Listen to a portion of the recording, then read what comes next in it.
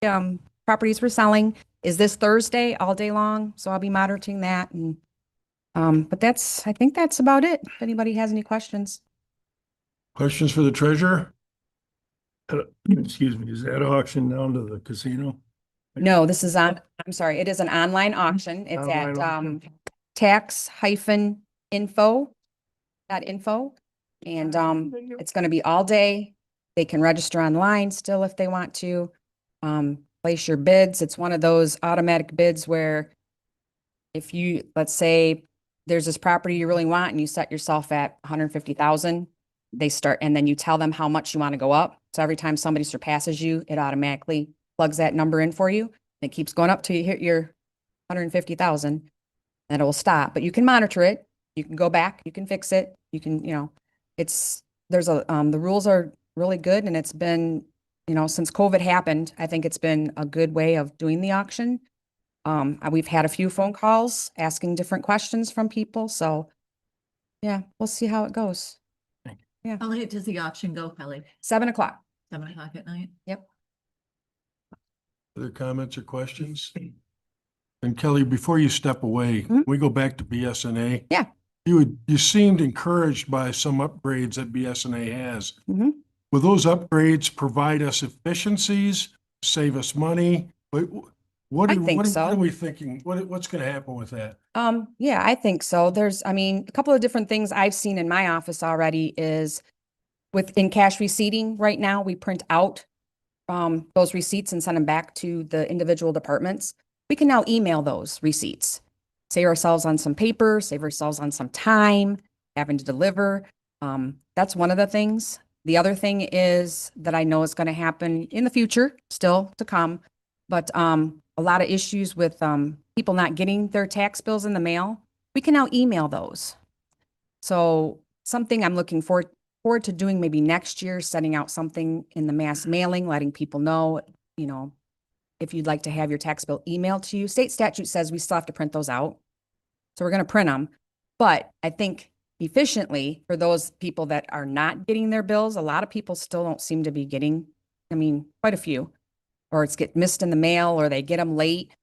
This will be more efficient for them. They can set it up through us. And when we print them, it automatically emails to them. So there's just a couple of big things right there I think will be huge. So go ahead, Gary. Just want to comment on that because I know when Cindy was treasurer and people weren't getting their bills, she emailed them. So that's nothing new. Well, this will be automatic. It'd be automatic. Correct. So if I get their No issue email with getting address, stuff to people, that's correct. So what I want to do is send out, like I said, a mass mailing probably next summer, letting people know, hey, we are set up to send you emails. It's going to be a project for us on our end, but once we get it done and get everybody set up in the winter time, hopefully will be the first time we try it next year. It automatically sends it to them as I'm sending it to the printer. So when I'm ready to print off at emails, I'm going to send it to the printer. They should have it before July 1st when I email it, and they won't have to bother Dawn now at your township. And they shouldn't have to. I'm just not Correct. sure all the other treasurers did it too, but Oh, I'm sure. I'm just saying. made it sound like No, it's this is, new and I don't think it's. well, it is because it'll be less phone calls coming into the townships. They shouldn't, if this works well, and I'm hoping, there's going to be bugs the first couple years, but it should eliminate or limit the amount of phone calls they're going to get for people that aren't getting those bills. It should be a lot easier down the road. What makes it new is that it's an automated process, Mhm. so people are getting it. And Correct. what I heard you say is that this is a nice upgrade for the public that we serve as well as internally. And there are, in the winter tax bills, we do have people that by November 1st are gone. And when they say I don't get my tax bill, that's because they're having everything forwarded and who knows what happens when that's. Well, what happens is, and I've talked to the post office a couple of times, since it's a bulk mailing with a first class, for some reason, they're not forwarding first class mail. It makes no sense to me. They hold it. So this will be nice for those, yes, for those summer people that go, those snowbirds that go south, they'll be able to get their winter bills. Because a lot of people want us to change their address. Well, I want you to put it here in the summer and here in the winter. It's like, well, our system won't let us do that. So this will be nice for them. They'll get it by email both times. Sure. Don't have to worry about it. Just another question, and I had posed this to Leslie yesterday. She was going to address it in her administrative report, but I interpreted BSNA as being, like to sign up for it is all internal for the employees. Either you or Leslie, would you address for the benefit of the commissioners too, the fact that what else this is Yeah. related to? So after we spoke, there's some additional information I received, and all the commissioners that did get a link, you should sign in. You can access your human resource information, your W-2s, your pay stubs, things like that. But also now that we are on the cloud, you'll be able to approve APs remotely. So you do need to go ahead On and that Thursday. follow through with creating that link. Now, I recommend that your first time approving APs, you come into the office and Carissa can walk you through how to do that with the new software. And then that will be your training. And then from there on out, you'll be able to approve remotely. So yes, you do actually need to make sure you process that. How does that work with some of us? Me, but some of us having questions with the APs if there's not somebody standing there. to Sure. pray. You are free to come in and do it in our office, or if you need to set a time aside and communicate with Carissa over a Zoom meeting or Teams, you're welcome to do that, whatever works best for you. Correct. And actually, there is a messaging system in the new software as well. So you can always send a message through BSNA to Carissa. And if she's at her desk, she will answer your questions for you. But you can still come in and see us. Yes, Thank you. yes. I'm I just suspect throwing that out there. If you, initially, there'll be a number of us that'll come in Yep. for the same reason Bob cited. You know, I appreciate the fact that I can get my questions answered right now. and Yep. Just keep moving the task along. Mhm. But those are good upgrades also. Good. I do have a question. Please. With BSNA, will the commissioners have view access to like the budgets and stuff, or? I believe we can set that up going forward. Right now, you guys are set up with the timesheets, the HR and APs, but things can be added. We could add general ledger and show you guys how to view how the budgets are I being think done. for me, I just let it be now until we get familiar with it, Mhm. then maybe once we get Yep. further into it. We can just all hand our stuff to Tim. You could. Just block out Thursdays now, Tim. Yeah, right. All right, All right. good presentation. Any other comments? All right, All right, thanks for thank the you. update. Yep. Sheriff?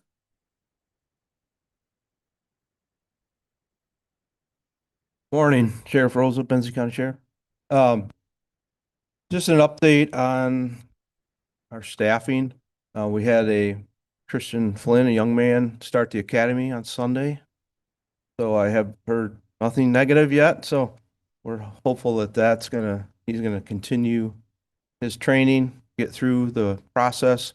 So he'll be MCOL certifiable when he gets completed with the academy and comes back to us to finish the training and certification. So that'll be one more person on the roadside. As you know, we're short on both sides of the house.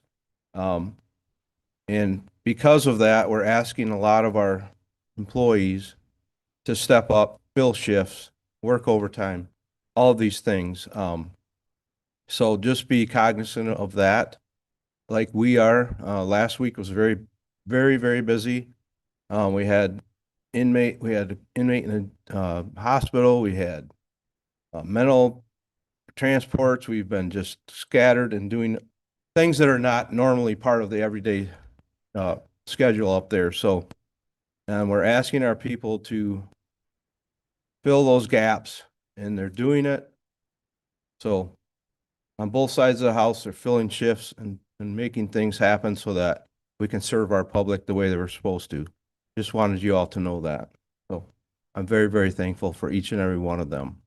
Just for clarification, when you say both sides of the house, Sheriff, what do you mean? So I mean, the corrections side, the jail, and the road side. Sorry, both sides of the house. that's our house up there and, we're all one big family, A but few men yeah. officers on the road and officers in No, other roles. nope, Okay. it's, road patrol side and Correction. correction side. Yes, yep. Thanks for asking. Any other questions? Got a couple. I want to thank officers that showed up and helped the other day with that issue. You're aware of it. Sure. The other thing is I'm getting questions about flock cameras. Is that?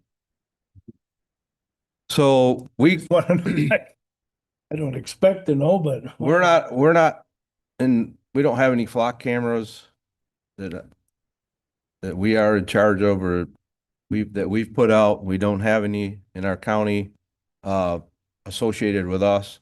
There is a lot of, worry about that and people are worried about Big Brother watching them. I can say that investigatively, they've been very helpful. We've used them in other counties when we were looking for someone, and we don't know who's in the vehicle. That is a misconception. When people drive by and, the flock camera knows which vehicle that is. If we're looking for a certain plate or we're looking for, sometimes it's all you know is that the suspect vehicle left the scene and they have a sticker on the back window that's unique. That's something that you can put into the system and they'll find that. So we have no idea when we talk about, well, they know where I'm driving, and no, we don't, because we don't know who's driving that vehicle. You could be driving Leslie's vehicle. We have no idea that that's the case. So there is some, I can see both sides of it, but from our standpoint, if it's needed in a Amber Alert, a child's in danger or something serious, a homicide case or a CSC or something really serious, they can be a very good asset to have in our toolbox. But they are very expensive, and that's probably, that's the main reason that at this point no townships, no county funds, none of that has happened. So we don't have any under our control just in this county. May I comment Yeah. on the flock? Yeah. So one thing, I think that's concerning about the flock cameras is abuse of power, right? Sure. So while it is an extremely powerful tool in those types of situations, I think where, some concern is that, they can be used for non-business activities. Sure. And so. That is a And it concern. sounds like Flock is trying to do some things, and maybe municipalities need to put some things in place to kind of. Yeah, and that's been a concern. As you know, we have LEAN, which is the Law Enforcement Information Network, that we've had since before I started in '89. That was a thing. So, and that can be abused by officers. You see a plate with, someone you want to know who that is. So, it's not legal, but it is abused. It's one of those things. It's one of those tools that can be abused by persons who have that intent. So there's other things that, like the flock cameras, that, if officers are abusing things, then that's possible. You are correct. But there are other things out there that we already have that are in the same nature. In fact, in my brain, the LEAN can be abused even more so because, that gives you everything about that vehicle, the address and the person's full date of birth. They're like everything about the registered owner. So yeah, I understand both sides of it, but from our standpoint, if we have a case that is imperative, we find someone and we can type in, we can reach out to our partners with the flock cameras and get a vehicle description. It just makes it so much more fluid and so much easier to find a potential suspect. Yeah. Mhm. Other comments or questions on this subject? I'm curious. I've had a couple of contacts on this myself. except it was in broader context. They wanted to know what cameras were throughout the county in use. Does anybody else had any contacts? One. You had one? Gary, you said you had one? Not pervasive, but I think it's important to note that there's nothing on the agenda right now that says we're going to install these on the county anyway. Nope. So if anybody asks a question, we just simply have at this moment no plans to use them. No, there are none under our control. Sheriff, thank you much. Thank you all. Any other comments, Michael? Michael Beach, working equalization. I don't have too much to report since a couple weeks ago, but I just wanted to make myself available for questions since I was here. We're just getting our feet wet with BSNA and enjoying some of the benefits of that transition and keeping an eye towards the future as we see opportunities for reduction of human error and ease of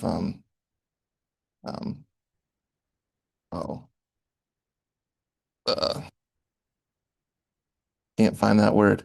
It'll get worse. Yeah. Ease of collaborative efforts on tax assessment matters, but mostly just looking to see if anyone had any questions they wanted to ask. You have a question. So now that, you know, our ballot is coming up in November, what are some things that, I don't know, that we're doing to kind of help with that? Has their website been updated? Yeah. Calculator, kind of, can you walk through some of the things that your office has done to help with that messaging? Absolutely. Those efforts are still ongoing. The calculator was up pretty much the day after we set that rate. So I think we actually improved upon that. So before, I don't know that there was enough explanation about what was going on, but now there's a way that you can look up by your address, so you don't need to know your parcel number. You can get a breakdown of the math involved in those numbers, so you can see it, like particularly for our Frankfurt residents, they operate under a charter, so they're not affected by those changes to the township millage operating. So that's clearly displayed when you enter a Frankfurt parcel now. It kind of alerts you, hey, this aspect of the law doesn't affect you, and it shows that in the math.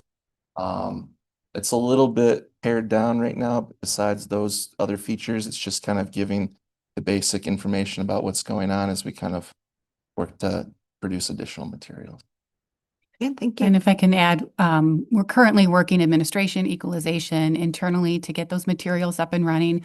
We've got a great draft product right now that's going to take a little bit of tweaking, and then we need to also send it to legal review. So it's takes just a little bit to transition that information out to make sure that we're representing the accurate information in this sheet for the public consumption. We're almost there. Thank you. And you're going to be speaking to that again before it's on the agenda, I see. So there'll be more to it. Michael, in the last 24 hours, I did go on the county's website and I did see that. And I got to tell you, just by entering the address, that made it so much easier. Yeah. Who remembers their parcel number? But Right. when I'm sitting at the computer, I know my address, right? Yeah, those skills are an interest of mine, but it's not my profession. So as I've interacted with it more, I've learned more things and it's been able to improve upon it. I appreciate your responsiveness and yeah, I found it really easy to navigate through. Awesome. Easy. Good. Any other comments for Michael? Good. Thanks for being here. Any other department heads that want to speak? Doesn't look like it. So why don't we move on to the approval of the bills? I know there are a couple of you probably reviewed the APs in the last 2 weeks.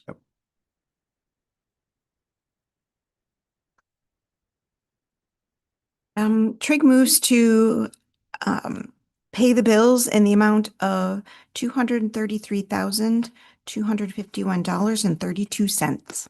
Matthew Sports. Additional comments or questions? Hearing none, roll call, please. Markey, Yes. Matthew, Yes. Nye, Yes. Roloff. Yes. Sauer, Yes. Craig, Yes. Janat. Yes. Very good. Tim, thanks for joining us today. I believe we're to you. I think Thank you, Miss. MDHHS. Oh, I'm sorry. Sorry. Jennifer's in the back. Sorry about that. You're right, I did miss it.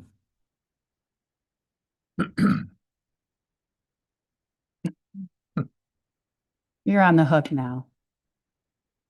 Good morning. Morning. Do you like to control the mouse or would you like me to move the slide? Oh, I'll control the mouse. It'll help hold me in place so I don't wander. Sometimes people roll it. And this is Gary, if you want to take.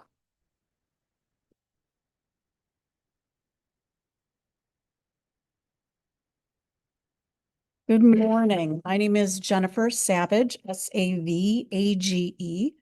I am currently the director for the Department of Health and Human Services. Our 3 local offices here, one in Benzie, one in Manistee County, and one in Mason County.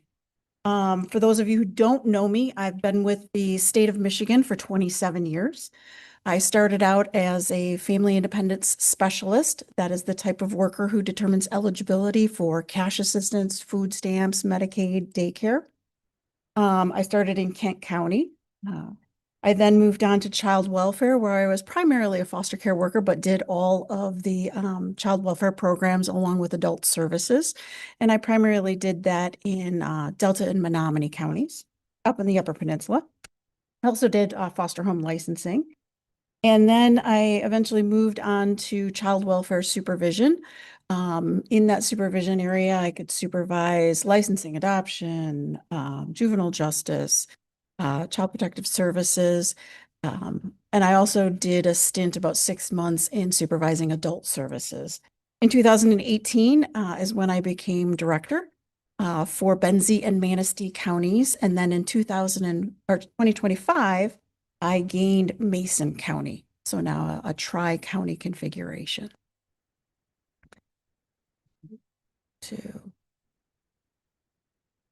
In the first section of the presentation, I'll go over some of our economic stability side of our office.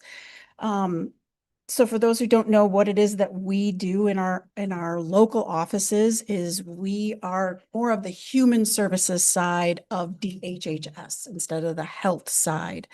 The human services side, we determine eligibility for our different types of programs that we have. The different types of programs that we do determine eligibility on are the Family Independence Program. Some of you may know that as TANF, Temporary Assistance to Needy Families. That is the cash assistance program for families.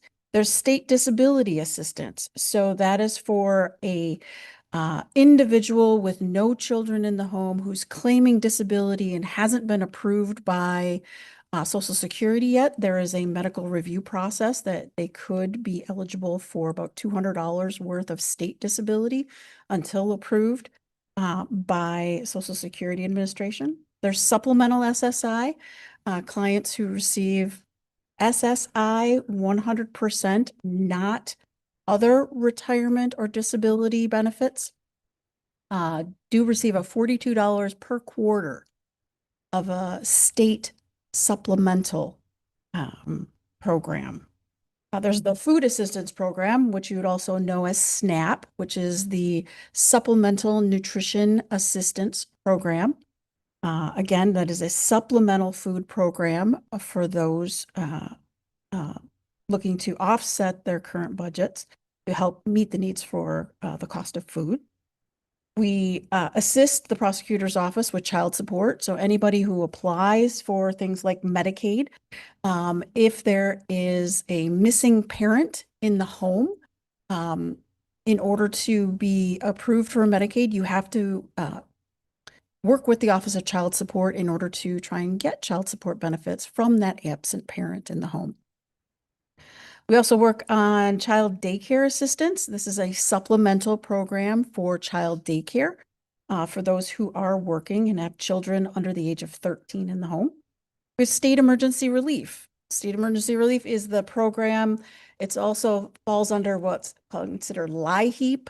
Federal government calls it LIHEAP. It's low income energy assistance programs. So we help with shutoff notices for heat, lights, deliverable fuels such as fuel oil or firewood. Could be homeownership services. If somebody has back taxes and threat of losing their home, could be home repairs if they own their home, such as a furnace, energy related and things of that nature. We have emergency services.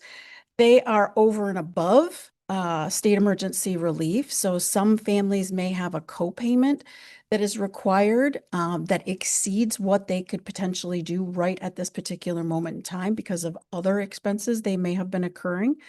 So we could utilize emergency services for that. Emergency services also falls into strange things like air conditioning units for a elderly disabled person at home when the temperatures are in the hundreds or in the 90s and it's detrimental to their health. That is something that emergency services could help assist that person with purchasing that air conditioning unit. There's things like direct supportive services.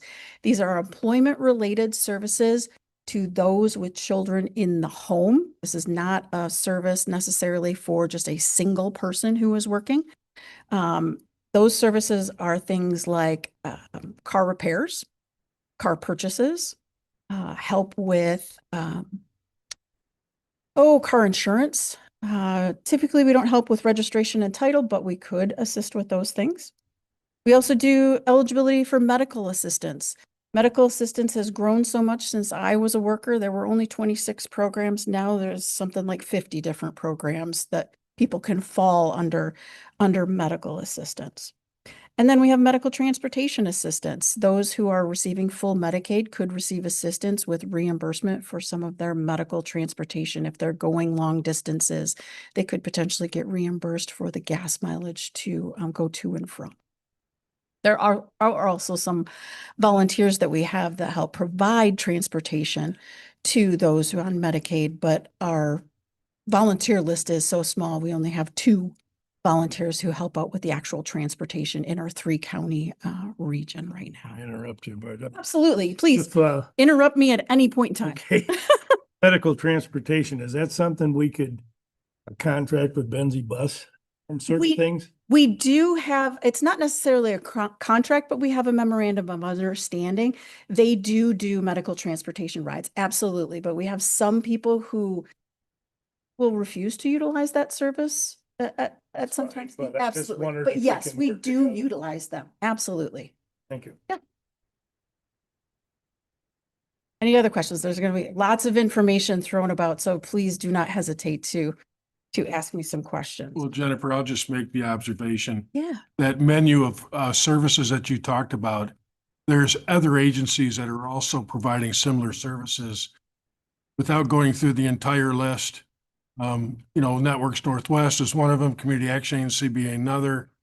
Do you coordinate your services with theirs when it's appropriate? Yes, and typically, in order to tap into those other services, they have to have a denial from us or an approval of benefits from us with a statement saying maybe what the client or the person's actual copayment is. And then maybe some of those other agencies can help that person with that copayment instead of us, utilizing some of our other funds to help with a copayment or things of that nature. Absolutely. I will make the observation, benefit to you is that I've been involved in affordable housing now for many years. And your agency, a big barrier sometimes is the deposit. Yes. Get people in. And I know that your agency has helped a number of our clients to get into places. So good for you. Yes. Part of state emergency relief can be first month's rent and security deposit at times. Question? Absolutely. So then how does one get in the door, I guess, if you will? So, I don't know, maybe I'm down on my luck or whatever.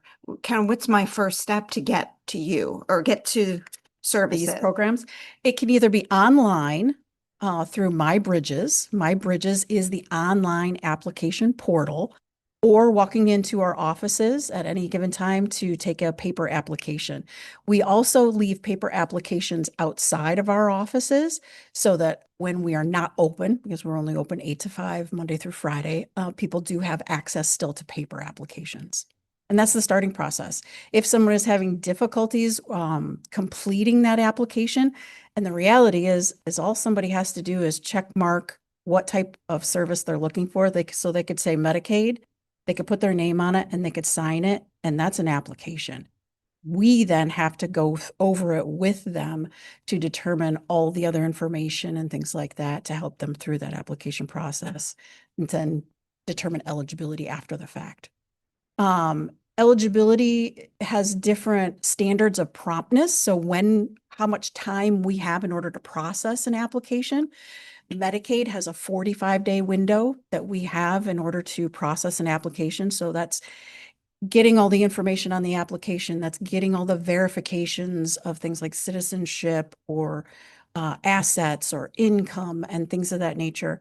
And then actually doing the budget in the computer system. Food stamps has a 30-day turnaround time period. State emergency relief is 7 days or 10 days, depending on the emergency. This next one, I apologize for how tiny it is, and I am scheduled for cataract surgery next week, so I can totally understand, the fact that this is really tiny. This is some of our data from this fiscal year so far. So our fiscal year starts October 1st. So this is October 1st through July data that I've provided you for at least the fiscal year 26. Fiscal year 25 does have the entire fiscal year on it. So as of this year, we have had an average of 18 recipients on Family Independence Program. So that's the cash assistance program for families, the temporary assistance to needy families. 18 recipients. So that could include children and or adults receiving that, depending on the type of cash assistance they're receiving. And on average, we have issued in a month in Benzie County, $2,853 per month in cash assistance to those general 18 people. And that averages out to about $159 per person per month on the cash assistance program. Now, cash assistance has time limits. You can only have it 60 months out of a lifetime now. In the past, it didn't have those limits. I think 1996 is when we put the 60-month time limit in. So over the course of a lifetime, you can only get 60 months worth of benefits. So it's kind of rolling. Somebody could go onto it, come off of it because they have a job and income. They lose a job and income because of whatever reason. They could go back on cash assistance for a few months, and we work with them to get employment again. The next section is Food Assistance Program, FAP, which is Supplemental Nutrition Assistance Program, or SNAP.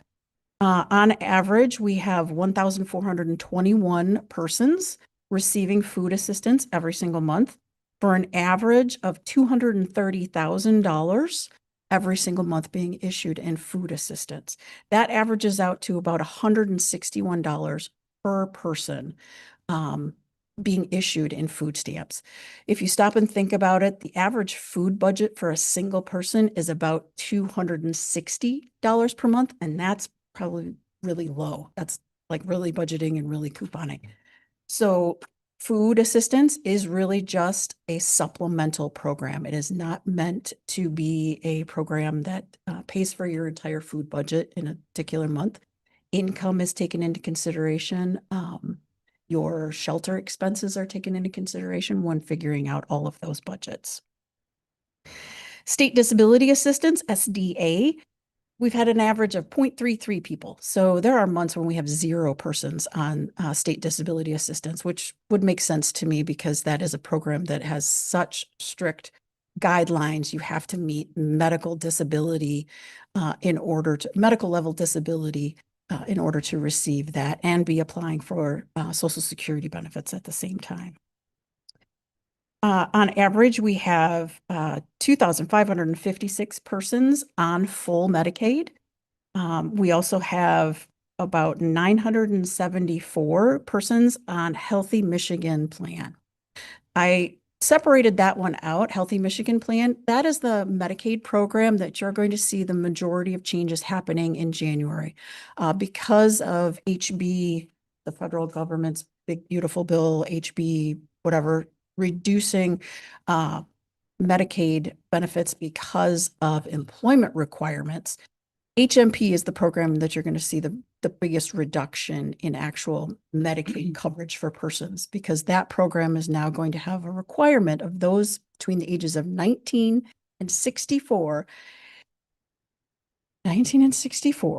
with no children under the age of 13 in their home, not disabled, not a veteran, not a Native American, not a whole lot of other things, will be required to have do a work requirement, which could include some volunteer work. And it's the actual work requirement is about 20 hours per week of work, or 80 hours per month. Yes. Trying to math it in my head today.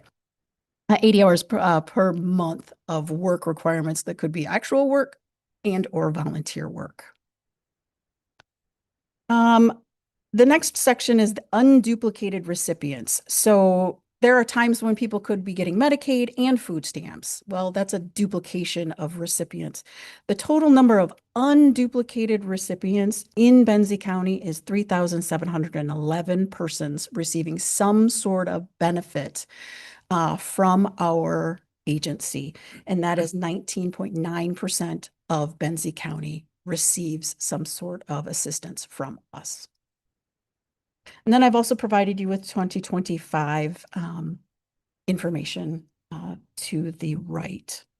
I did want to note that in our Family Independence Program, the numbers that I gave you for the monthly average of money that is issued to our clients does not take into consideration the holiday benefit and the school benefit that children do receive if they are receiving cash assistance during the particular months of the year where we issue those. So we do assist with families. So the school allowance has bumped up. It's about $200 per child. It's a little bit less, I think, for older kids or more. And then the holiday allowance used to be $25 per child to help with Christmas presents, if that was something that the family follows. That has increased to like $175 to help with those holiday allowances. Any questions on that data? That whole chart is only Benzie County? That's only Benzie County. You're welcome.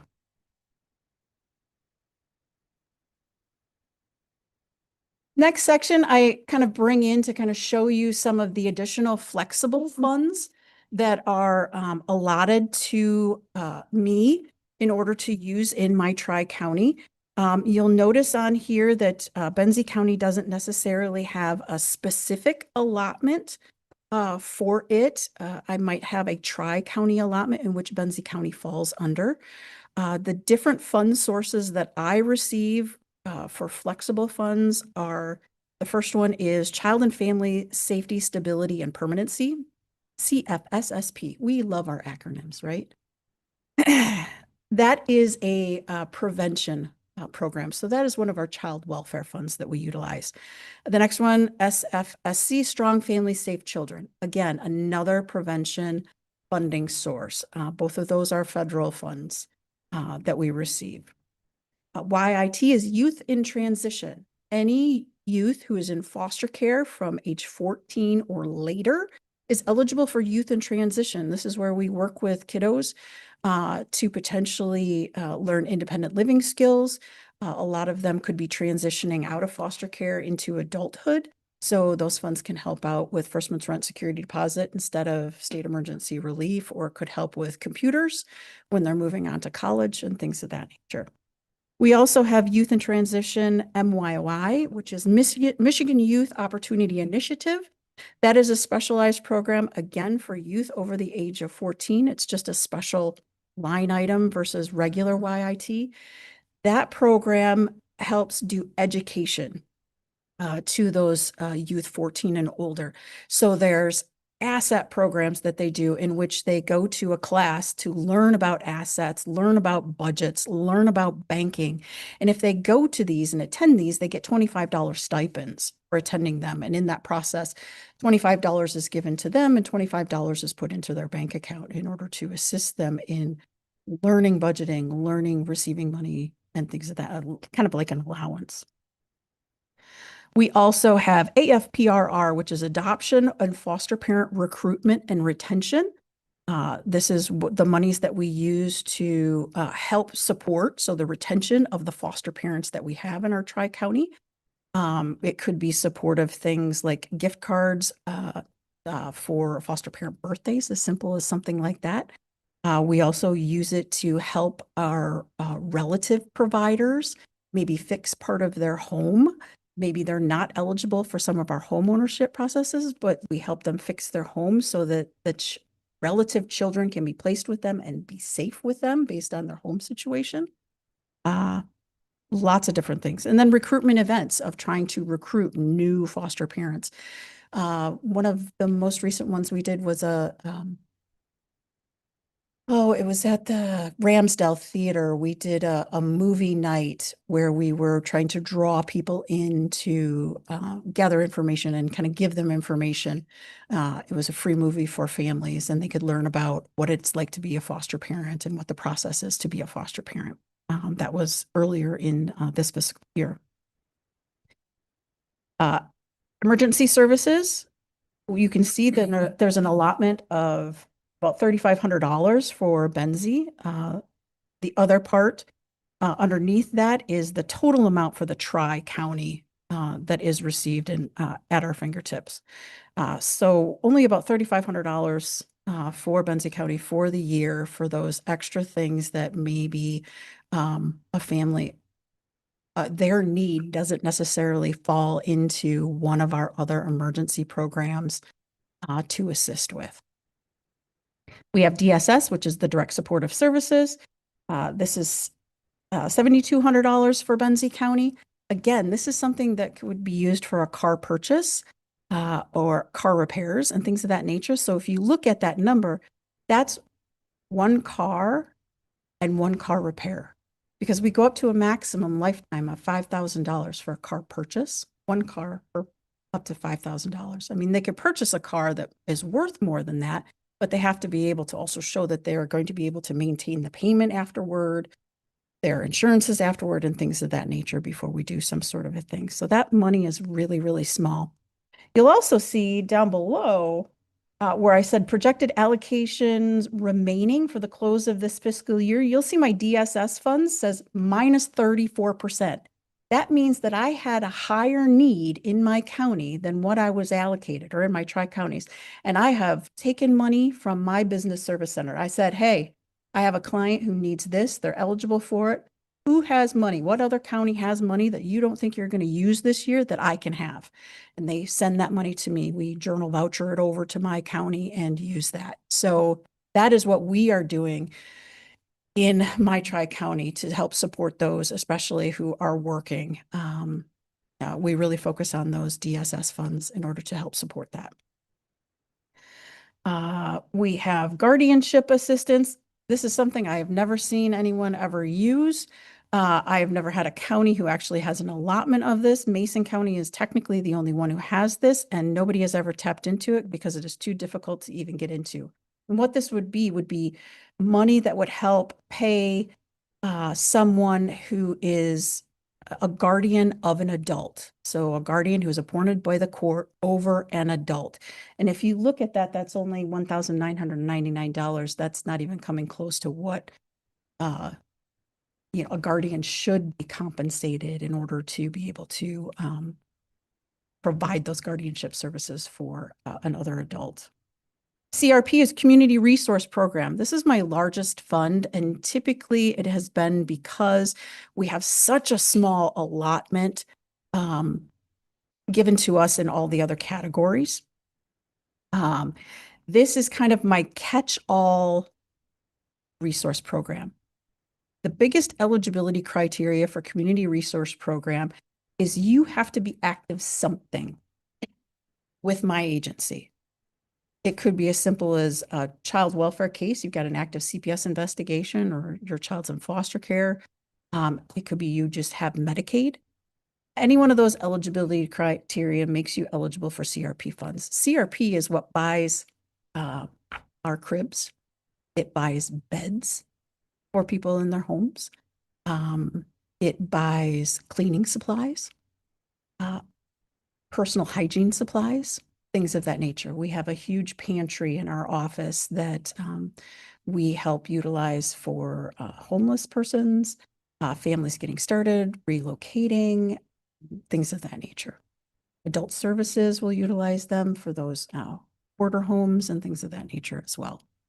We help pay for dumpsters when we have situations where a home needs to be cleaned, whether it's child welfare or adult services. It can come out of CRP or our emergency services funds. Emergency services will be our go-to first and then CRP. CSS&M, that is our contractual services, supplies and materials. I call that my toilet paper money. That's what I pay for the toilet paper. That's our office supplies, things of that nature. And then travel. That is our state cars that are assigned to our offices. I pay a rental fee every single month for every single one of those cars. I pay a mileage fee every single month for every mile that is driven on those cars. It is reimbursement to staff who spend overnights for conferences, trainings, things of that nature, and food allotments for those trainings and things of that nature. Some of our staff are required to have 32 hours every single year of training outside of our offices. So that travel budget gets used up very quickly. You'll notice I'm negative in that area too. I discovered that Mason County was being billed for a car out of Ionia County. I have had that rectified and journal vouchered over. So I anticipate that that number will change very quickly for me. You'll see that we have large sums of money in the CFS, S&P, and the Strong Family Safe Children, over $100,000 in one, $90,000 in the other. Most of those monies are tied up in contracted services, so in-home services for our child welfare cases. They provide one-on-one parenting time, one-on-one parent education, transportation, and things of that nature for our child welfare families.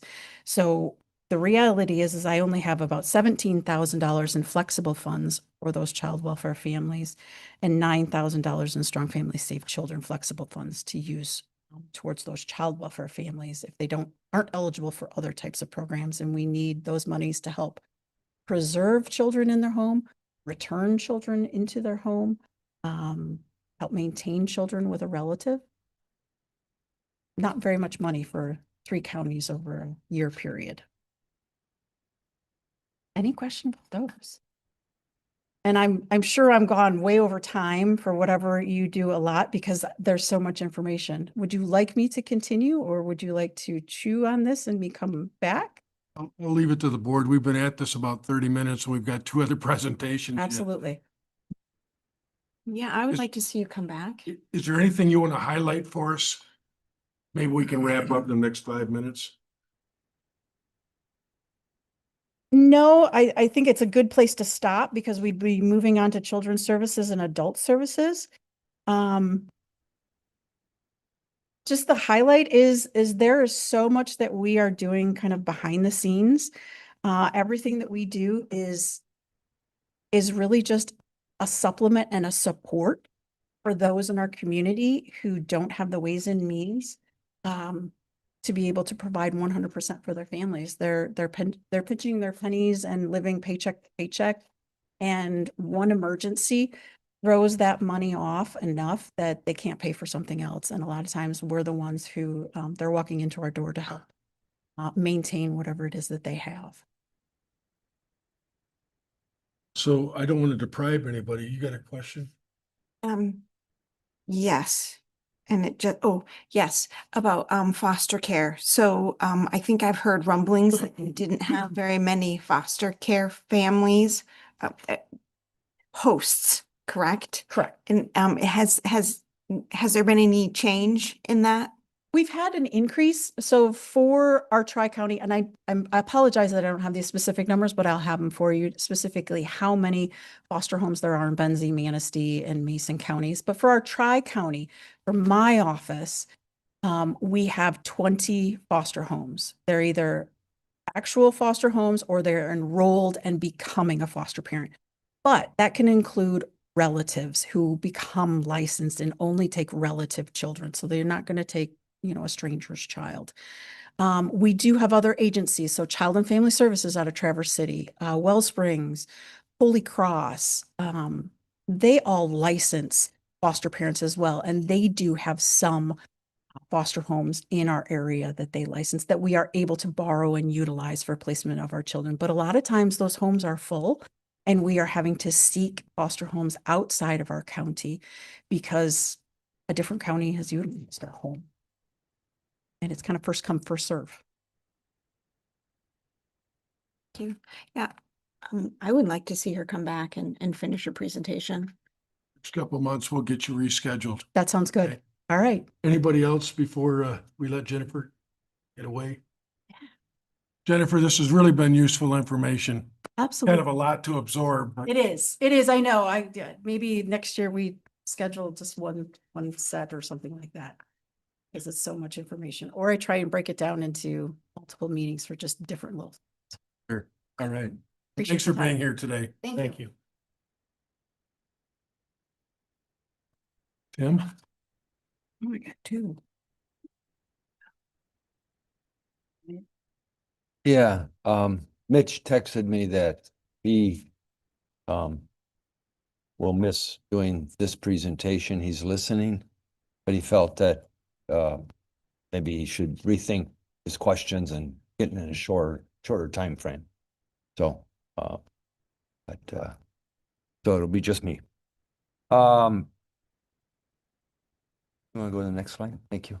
Yeah, just from a numbers perspective, the projects that we have going on that are funded are around 2,000 homes, but the homes that are affected is closer to 7,000 homes, so or 6,800 homes. So the amount of miles or route miles that we have to put in to get to the funded households is considerable. And that progress is going forward. It's good use of federal money.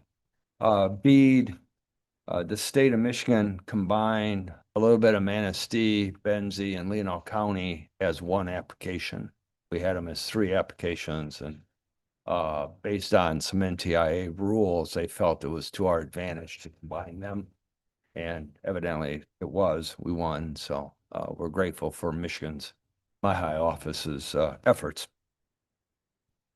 So federal funds so far without BEAD that have come to improve the infrastructure for Benzie is 5.2 million. And then local funds was about 1.8 million so far. For Benzie BEAD, it'll be another $4 million that's coming to that. In that particular fund, we're matching 25% commitment. When it was RDOF, we were responsible for 68%. And for Robin, we were responsible for 51%, and the state had 49%. So BEAD was attractive to us just because of the capital risk reduction. There was some rule changes with the BEAD program, and BEAD and Robin in Benzie overlap each other. And so we had to slow down production in order to get reimbursed under the BEAD program. And so we asked the state for a 6-month extension on Robin to give us the time to complete Robin. And we were granted that by the NTIA in the state. So yeah, the rules on BEAD have changed multiple times. It's been very, very dynamic and frustrating, to say the least. But the state of Michigan is working with us on a weekly basis to keep up with it. It's frustrating to them too, because all the changes are coming at the federal level. Next slide. The idea of the county investing in the county infrastructure is really appreciative. There's very few counties that do that. And it is showing a return on that investment. And there are new programs that are coming up that we'd like to work with you on. One is the Community Facilities Grant, and that's 2.5 million that would go to the county to improve your internal infrastructure. So many counties don't have the data infrastructure and tools required to make sure what the feds are telling us is they're saying with AI, the consumption on a per device basis in a county building or any government building is going to be 7 gig to every device as time goes by. And so therefore you might have Cat 6, you might have Cat 5, but really what you need is fiber to those zones, and you may not have it. It may also allow you to upgrade to a better switch or better router, things that improve your infrastructure, even computers, to allow you to upgrade computers. And it has a maximum of 2.5 million per application. So we do encourage you looking at that. Tim, is that for counties only or for other municipalities as well? It's for any municipality. And I can get you some information on it. In the area of tribal, we work with the Sioux tribe in the UP, 53,000 members. And what we're finding is that that tribe works very closely with the co-ops and other governments in order to secure grants that are eligible to tribes, but not eligible to outside the tribal community. And so again, with our experience there, the TBCP grant, it's a little short notice today because it's due November 17th, but trying to establish a relationship with the Grand Traverse tribe, that particular one has been extended multiple times because nobody's gone after it. And it's $250 million and 25 million in application max. And so in the case of the Sioux tribe, we're going to build from Sault Ste. Marie to Manistee is the application we have going in order to connect their communities.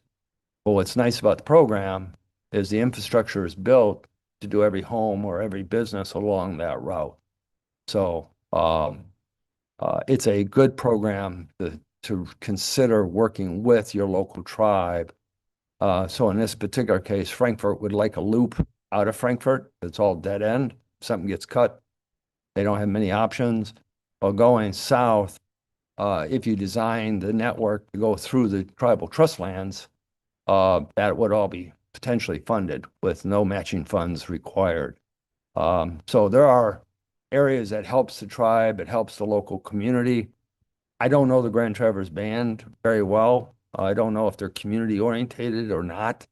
The Sioux tribe has very little trust land, so their community is every household that wherever their members live. And in a 7-county area, they have 33,000 members. So their view is trust land is good to get money, but it's not the only thing that's important to them. Every tribe's different. And so we would encourage you to think about how to strategize that into your plans on moving forward to try to find funds. And we'll help you there if we can. The next one that's coming up which is available to providers and any applicant, not limited to anybody, is Reconnect 6. And that's due to be published first quarter of 2027. So there's more money coming.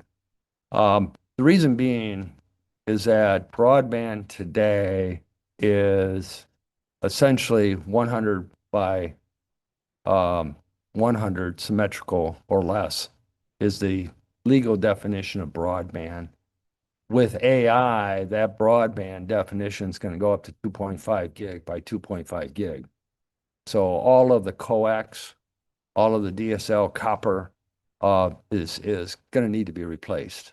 And so there's a great deal of infrastructure yet to be built, and it will come through federal funding in the future. So again, when you're working with somebody like Mitch, you really want to keep in mind that to be prepared for those grants, to make sure your interest is included in those grants, that you keep the fabric data up to date. That can be done just on a per township basis and just kind of go through it. But keep an eye to any new parcel that might be built on to make sure that that entry makes it into the fabric data, because most funding is based on fundable, serviceable locations. And so don't let opportunity, work. Maybe it's changing zoning so that when you ask for a permit, the next step is add it to the fabric data in order to, work through. I don't think that's a county effort. I think that's more of a local effort on the permit side. But encouraging that type of effort from the county, leading it to the townships might be helpful. As an example, when we were doing our RDOF reporting, they changed the rules on us and they went to fabric data. And in Roscommon, we lost over 200 households that we had already serviced. And 43 of them were active customers, but yet they're no longer in the fabric data, so they don't exist. What do you mean by fabricated? So the feds moved to what's called Cost Quest or paid Cost Quest to create a database of all serviceable locations available throughout the United States. And then they encouraged the county, and the county paid for that. That's part of what Mitch did, was to challenge that fabric data. And all of our reporting is now done by fabric data. So when we say we passed and put in 20 miles of fiber, we have to identify all of the fabric households that can be served by that and let the feds know.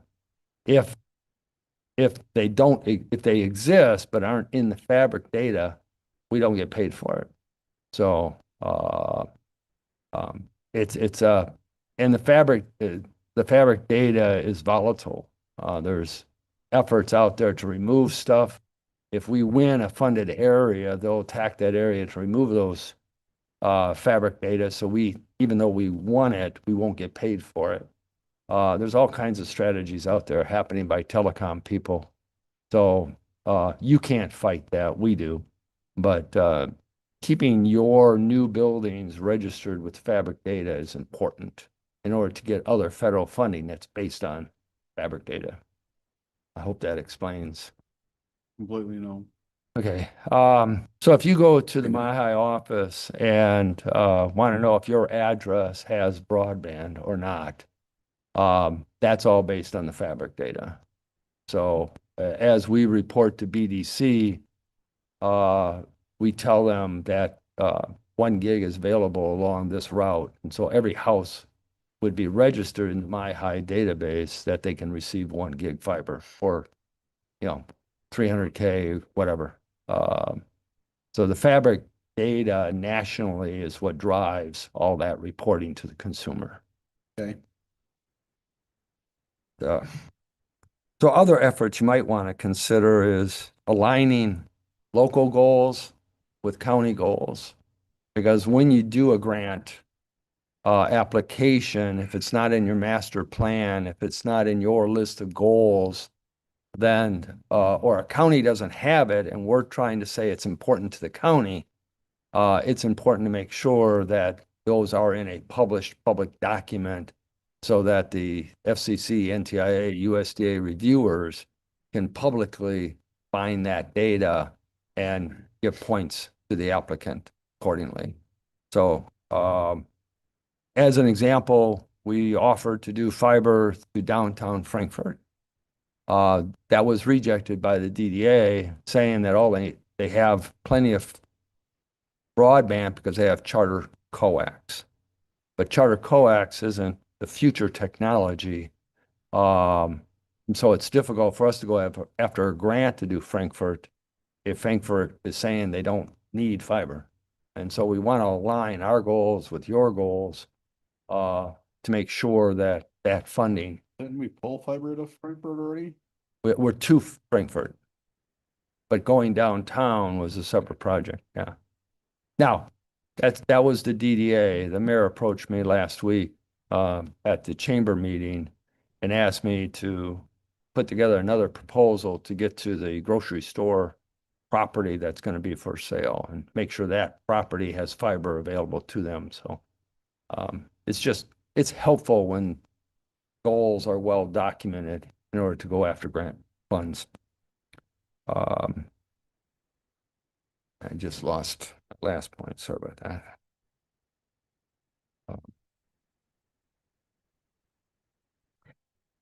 And so the next thing is, everybody knows Merit, which is the main backbone through Benzie County. Just recently in the last year, we found out that the physical capacity of the fiber is at zero. So almost all strands of that backbone put in under Obama is now at full capacity.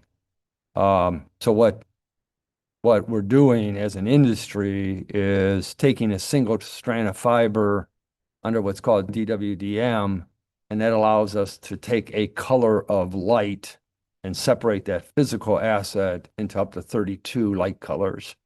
So that extends the life of that physical asset, but that's a short-term measure.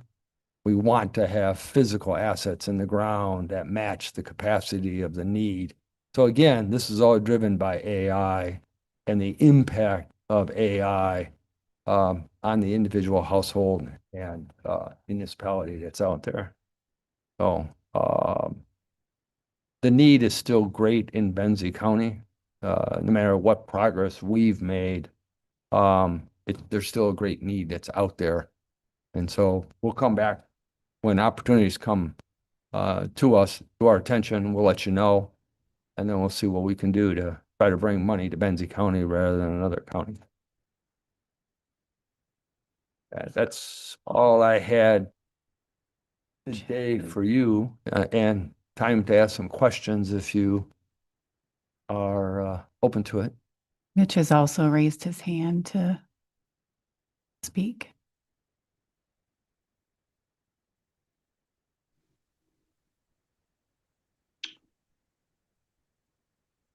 We should be able to hear you now, Mitch. You unmuted yourself. Yes, can you hear me? Yeah, I don't see a video thing, but It's yeah, I pretty thought. quiet. Make sure you're pretty close to your microphone there. We're having a hard time Oh, hearing really? you. Okay, is that better? Yes, it is. Thank you. Okay. Yeah, I just thought, after hearing Tim, I thought I would go ahead and if you've got a few minutes, just to review a few things that might be helpful to piggyback on what Tim was talking about. Can't hear. We can't hear you, Mitch. Oh. I apologize. Okay. I don't. Well, let's see, what can I do? I don't know that I can do anything on my end. Let me see. Is this any better or worse? It's pretty soft, Mitch. You can't hear me at all? We can hear you, but for at least my 70-year-old ears aren't picking up as well as I would Yeah. like. So Leslie, is there a volume control somewhere? Yeah, yeah, Mitch, there should be a volume control on your mic. Yeah, Uh, yeah, you possibly have it down low. yeah. Let me see here. Settings. let me see if I've got one here. Oh, okay. Is this better? Not really. Huh. Shoot. Okay. We're gonna hold on. check something on this end, Mitch. Yeah, we've never had this problem before. I mean, I never had this problem, but let me see. Well, while we're trying to correct that, let's open up to questions for Tim, if you have any, please. I do have some, well, I guess kind of a comment. So I don't know, to kind of sum up some of this. So Bead, Robin, all those things, right? We're still in progress with those. Yep. So our project isn't completed yet. Correct. And Yep. how do you think we are in that timeline? Are we 0.5%? Are we 50%? Are we 80%? Yes. Okay. So each one's different. Okay. So Robin, We're a little over 50% complete on Robin. The deadline was the end of 2026. We got a 6-month extension, Can you hear me? 2027. Can you hear me? Yeah, I cranked you up to 100, Mitch. Okay, Mitch, if you'd wait, Tim's answering a question. that okay, was- sure. And so, and odds are with just the schedule coming in, we'll probably ask for another 6 month. There was a 1 year that Yep. could be there, but we do it in segments. RDOF, we have 2 more households to do in RDOF. That'll be done. RDOF had to be done by the end of 2027 across all of our projects. So Benzie's done, but we have Grand Traverse County we're completing. So there's other efforts there but from a Benzie perspective, that's It's done. done. Bead hasn't started yet. We believe we were the first provider to sign a contract with the state. We have consistently found errors in the state system as we've gone through being the first to have that application. There was a 30-day window from when we signed to when the mobility funds were supposed to be released. And they haven't released it yet. They're a week late. They're still trying to figure out the steps through Treasury, I think, at the Michigan level to release the money. So for our size company, we won 15.8 million across 7 counties. And we get 35% of that upfront to buy inventory and stage equipment and get the thing moving forward. That mobility funding was essential for us to apply for BEAD.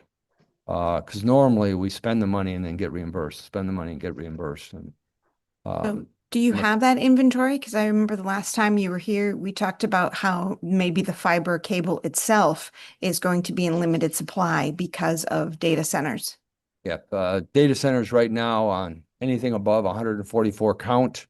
If you place an order today, it'll arrive sometime the end of 2027. That was primarily data centers. They also are making a pretty significant impact on 2-inch and above conduit. Even things like handholds that used to be 2-week delivery are pushing out 16 to 18 weeks. And the price of everything's increasing by 30% in October. So getting that money up front so I can secure that purchase order is important on our total financial. So right now that is okay. Once the mobility funds come out, we'll have probably 8 to 12 weeks before we can start construction anyway, because the state is requiring that we provide low-level design documents and full environmentals before we start the first mile of production. Normally that's done on a permit basis, but they want the whole project done, which is 800 miles of low-level design that we had to get done before they would give us a notice to proceed. But so it's getting worse, and it's real. It's kind of like COVID too, from a supply chain standpoint. I understand. Okay.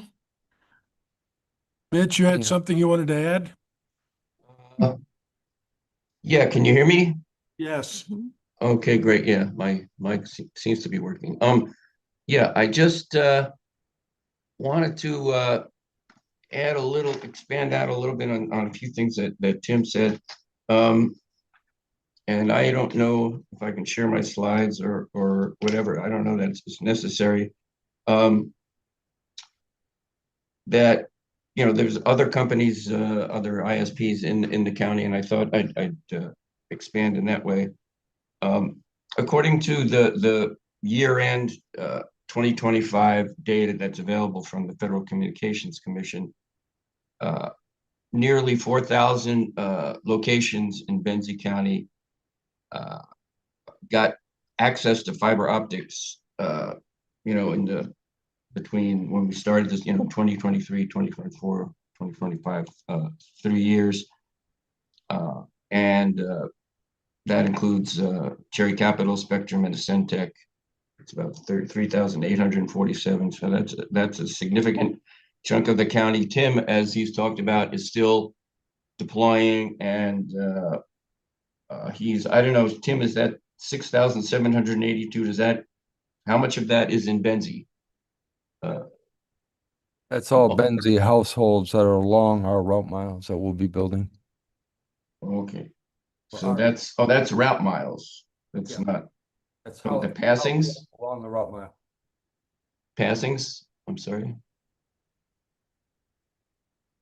you That's hear me? Yeah, Mitch, we can hear you. Oh, okay. So that's actually locations past the 6,700. When we're all Okay. done. Okay, so that's like roughly half of the county, and that's pretty impressive. So a good chunk of it's worth noting that a good chunk of the county, and I can't do the math here, I don't have the numbers, will actually have two choices. It'll have Cherry Capital Fiber and Spectrum Cable. And as Tim noted, you know, the cable network is gradually, in some areas, dramatically, you know, becoming obsolete. So that's good for the county. I also wanted to break out a little bit the BEAD grant program, and the numbers that we have at this point are preliminary because, as Tim said, we don't know if the contracts are supposedly being negotiated. But we don't really know. There's no, I searched, I could find out no information. MyHigh is not really releasing anything about what contracts are being signed, whatever. But there's a total of close to 900. And Spectrum had a little over 300. Cherry Capital has about 200. Ascentech has 43, and that's probably going to cover most, if not all, of their service area. And then there's two satellite companies. SpaceX has about 245 awards and locations, and it's what's called Amazon LEO. These are both kind of low Earth, next generation satellites, 78. So the thing is, we don't really know how much of this is actually going to happen. That's one problem that we face, is that, as Tim noted, the whole process changed a lot in early 2025, and everything's been really messy. It's hard to get a handle on the data. I know people in the county often want to know, well, how much do we have left? And that's something that I'm working on right now, and it's a challenge to do that because all the data is inconsistent. So I won't get into the detail, but that's what I'm working on, and I welcome questions. I submitted a 2-page description of what I'm working on. It's being done through a contract with the Community Broadband Action Networks, which I've been working with. John Willow was a co-founder of the organization, and it just seemed more convenient if, instead of me billing, having a contract and C-band having a contract, we just combined it. And I should probably save this for another time, but the goal of it is to provide tools, maps, and data, and accurate data that the county can use to identify what locations are going to be left over unserved still after all the grant projects are built out, and also to identify what service providers are best positioned to reach those locations. And as Tim mentioned also, this thing about the quote fabric data, it's a terrible system, to be honest, but it's what we have to deal with. It's been developed for over a decade. And so what this contract, the C-band contract that I've been working on, it runs through October, is to do the best we can to get a system for identifying the gaps that may still remain and how we can fill them. Obviously, the county doesn't have funds to invest in that, but can work with ISPs and particularly Cherry Capital, which is, you know, a partner in many respects. And Tim has been very cooperative and eager to work with the county. So anyway, that's what I'll add. And if there's any questions for me about what I'm up to or anything I said, let me know. Just to kind of put a pin in this, if we could. We've been at this about 30 minutes now, too. I don't want to discourage any conversation or getting additional information, but we do have to manage the meeting. Is there anything, any questions for Tim? Or Tim, anything you wanted to add that we should know today? No, it's a dynamic world right now. And within a couple of months, it'll stabilize and then maybe come back and talk to you about what the future looks like. Sure. I guess the one comment I would make, this interactive online map that's being discussed in the packet that we have, is that you, Tim, or is that Mitch? The interactive, Online map, which is going to our data table showing code. That's what I'm doing.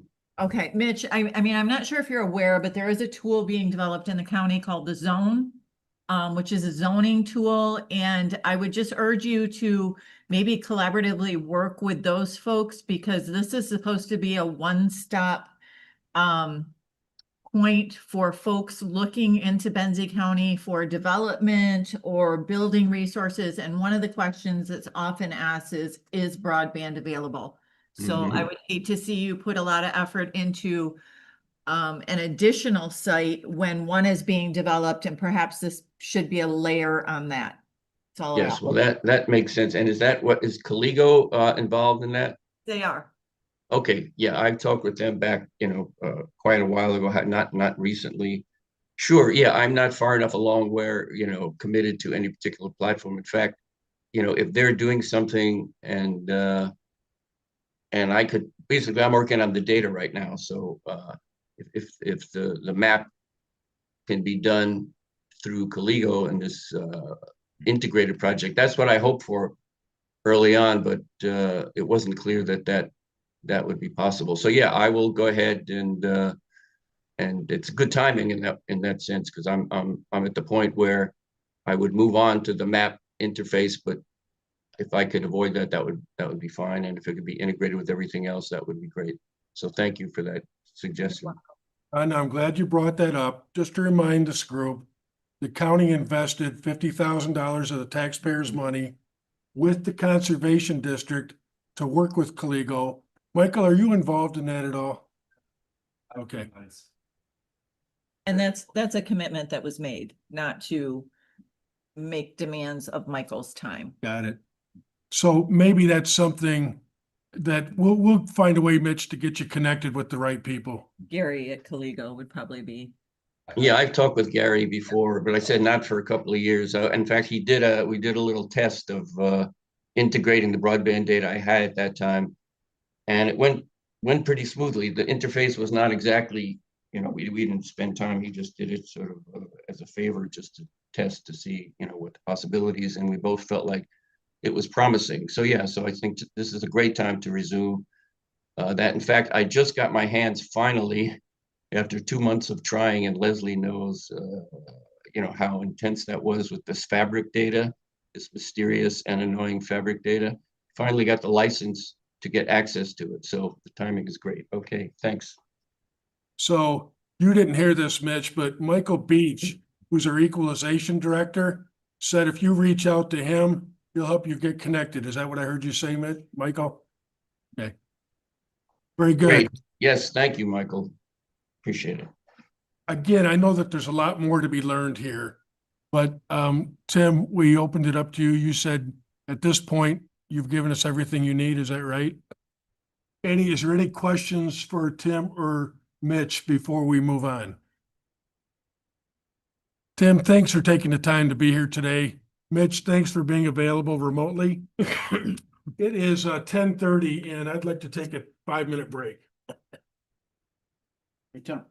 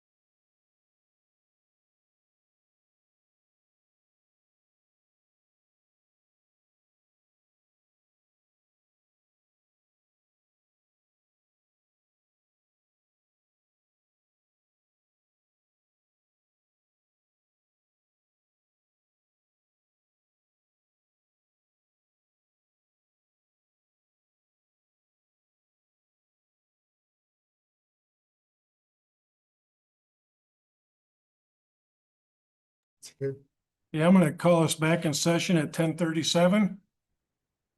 And we're gonna move on to unfinished business. Sure. So for the unfinished business, there's actually three separate memorandums to discuss the millages for the November ballot proposal. Part to recap that the board did move on the Tax Limitation Advisory Committee's recommendation. And the first one that I'd like to talk about is the animal control millage that's going to be on the November ballot. The funding has expired. The previous animal control millage is expired. And after this next fiscal year that you're budgeting for, we will be out of reserve funds for animal control. Previously, the approved animal control millage was 0.14. They're asking for a 0.0764 mills increase to a 0.21 for the animal control millage.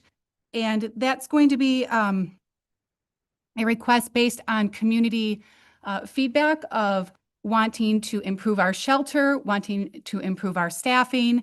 So some of that is, with how much we support our animals here in Benzie County, a response to that. I checked in with the animal control director. He couldn't be here at the meeting today, but just a quick stat that there were, for this fiscal year alone, there were 133 successful adoptions through the shelter. So that's a pretty large number. And just anecdotally, there are about 2 to 3 public safety calls a day. That's average throughout the fiscal year. Some days may have more, some days may have less. Those type of calls might be animals at large, aggressive animals, livestock in the road, which we actually get quite frequently here in Benzie County, or potentially a car accident where there was an animal in the car during that accident. That's my overview on that ballot language. Are there any questions or specific information? I also have our equalization director here as well. Okay. All right. Going on to the next one then would be the TNT millage request. This is also a special millage request. We currently are going for a renewal and restoration. The previous approved rate was 0.1 mil. And so this is a 0.0046 increase, which really is essentially due to rollback. So this is restoring that to that 0.1 rate. The undersheriff was here the other week to talk to the board about TNT, but it is about a 15 county give or take cooperation on the drug enforcement in the area. It's run by Michigan State Police. And as I understand, the support of a TNT officer here in Benzie County also ensures extra attention and support of this program. So that one is a renewal and restoration that was approved by the voters back in 2022. This also will exhaust our reserve funds for TNT if after this fiscal year, we do have it in our budget for 26, 27 budget, but after that year, it will be exhausted. So if the millage does not get approved, we would have to seek alternative solutions or funding sources for the TNT millage, TNT officer. Any questions on that one? This is the one that I think Greg was talking about, that we give one position, we gain About 14 18, more, 18 yeah. more. Okay, That is precisely correct. kind of a big deal, I think. Yes. Thank you. I'm glad you brought that up, Len, just for the public's notice. And we did discuss this at length with the sheriff's office. Any questions for Leslie on this? I don't believe there's any action that's needed in those. No, right? just an overview for the commissioners and the public listening, which we will present at every meeting here. So if questions do arise, we'll be sure to talk about it the next meeting as well. Finally, the general operating millage for the county. The board took action on this item as well at the last meeting with the advisement from the Tax Limitation Advisory Committee to reassess the allocations and to determine a viable path forward. This memo is a little lengthier. We are asking for a 4.95 mil cap for 2 years for that 27-28. And that's with the county at 3.77 for the general operating, the townships at 1, the ISD at a 0.18. This is due to taxable values outpacing inflation. This, again, only raises the limit. The county and townships can still only levy what they need. But this is the limit of what the request is. For the county, this is a 0.5826 increase from what was previously approved. So previously approved was 5.29. Of course, that was quite some years ago with all the rollbacks applied. You're looking at a 3.18. So 3.77 minus 3.18 is that 0.5826, if I've done my math right. Staring at Michael just to make sure.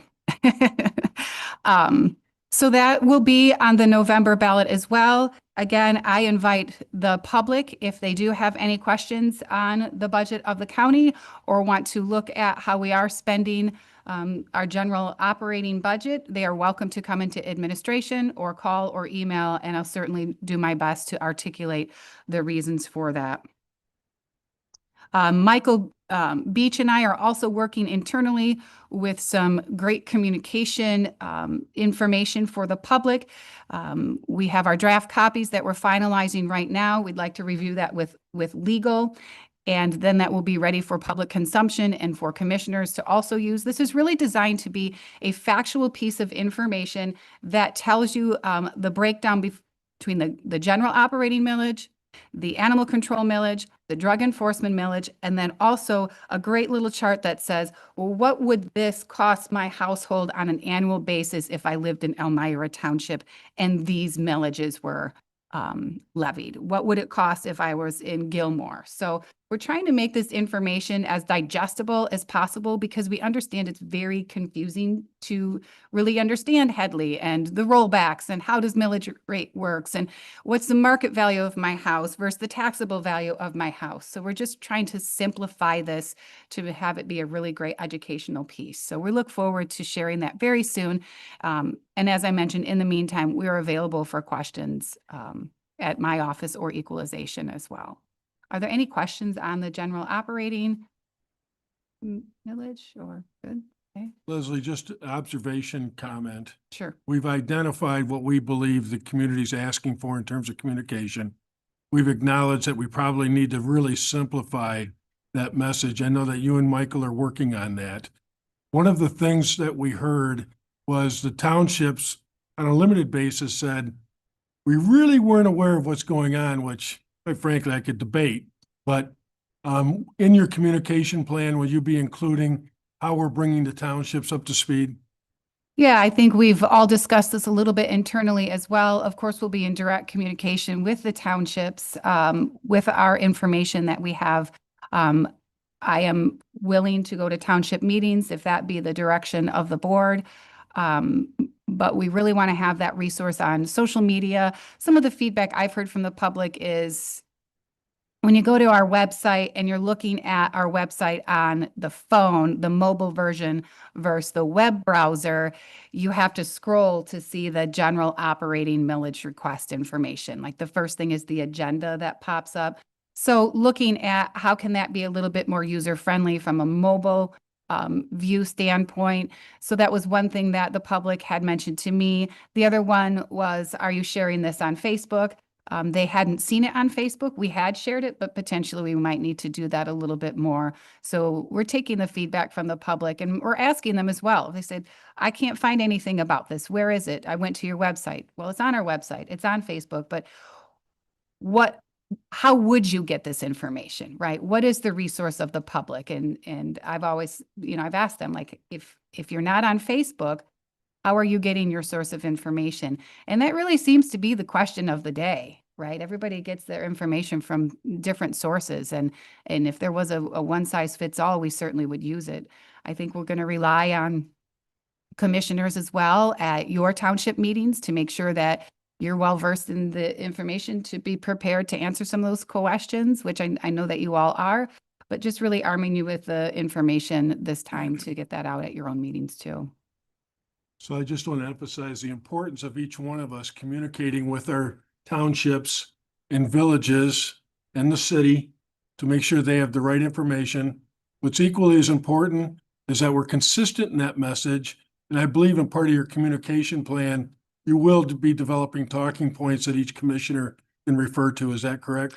Yeah, I think the talking points, and nobody's really seen this except Michael on it, but the talking points are pretty self-explanatory on this sheet that we've derived. So I think that will be a very user-friendly piece for both commissioners and the public alike. It's just, here's the information and what are the questions, right? Lend yourself to the conversation, to the person that's asking you, and the data is all here.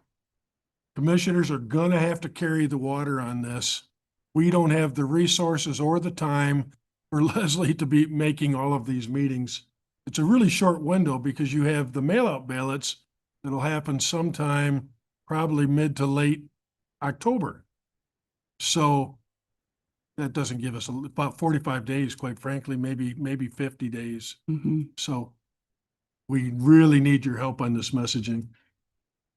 Any questions or comments for Leslie on this? Ron, anything you said, the conversations, anything you want to add? No, I'm excited to see what Leslie and Michael have developed. I think moving forward with that, we all know what we're charged to do, and we have our marching orders and go out and inform the community. All right. Leslie? Okay, the next agenda item is under new business here. Let me pull mine up. It's for the secondary road agreement grant application. I understand this is reoccurring here at Benzie County. The amount went up this next year to $62,916 from the Office of Highway Safety and Planning. So that was really good news that is happening. So this is kind of standard. I believe you guys have seen this before, probably last year at this time. So this here is a motion to accept that or approve that grant application from the Accident Prevention Program and related agreement to accept the funding. I'll make the motion that the board authorizes the 2026-27 secondary road patrol grant application from the Accident Prevention Program and the related agreement to accept funding, authorizing county administration to sign. Thank you, Tim. I'll support. Thank you, Len. Additional comments or questions for Leslie? Hearing none, roll call, please. Matthew, Yes. Nye, Yes. Roloff, Yes. Sauer, Yes. Trigg, Yes. Janat, Yes. Markey. Yes. Thank you, Leslie. Yep. All right, so the next in your packet is the video surveillance policy. This was started with the previous administrator. We had it in a packet briefly, but pulled it on one meeting because we were awaiting legal review. This has now had legal review and department head review. We just had not had any policy in place for video surveillance. So we just felt that was pretty important to get that up in front of the board for Benzie County. There is one error in my motion in the bottom. I did not see that July 28th. That's when the last time it was in front of the board. That should read August 25th. But this will just be a good policy and procedure to have in place for the county since we have a lot of videos here. And you'll recall, we did have a discussion on this, but asked it to go back for legal review before we approved it. And this has also been seen by the Buildings and Ground Committee as well.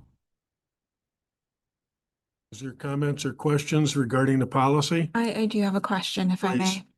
may. It says designated security official that manages the technical specifications, vendor relations, and maintenance protocol. Who would that be? I mean, I understand that we put that as a role so that we don't have to identify a certain person, but who is that referring to, if I may ask? Right. It's my understanding that would be the emergency coordinator at this time, but this policy allows us to designate who that person is. And right now, Rebecca Hubers. Okay, thank you. But that discretion's left up to the administrator. Yes. Okay, very good. Yep, and I understand we leave that open for a reason, but I was just hoping to get a little more. And you answered that. Thank you. Reasonable question. If there's no others, I'd entertain a motion. Nye moves that the Benzie County Board of Commissioners hereby adopts the Benzie County video surveillance policy as presented today, August 25th, 2026. Thank you, Rhonda. Trig will second. Thank you, Christie. One more time for comments. Hearing none, roll call, please. Nye, Yes. Roloff. Yes. Sauer, Yes. Trigg, Yes. Janat, Yes. Markey, Yes. Matthew, Yes.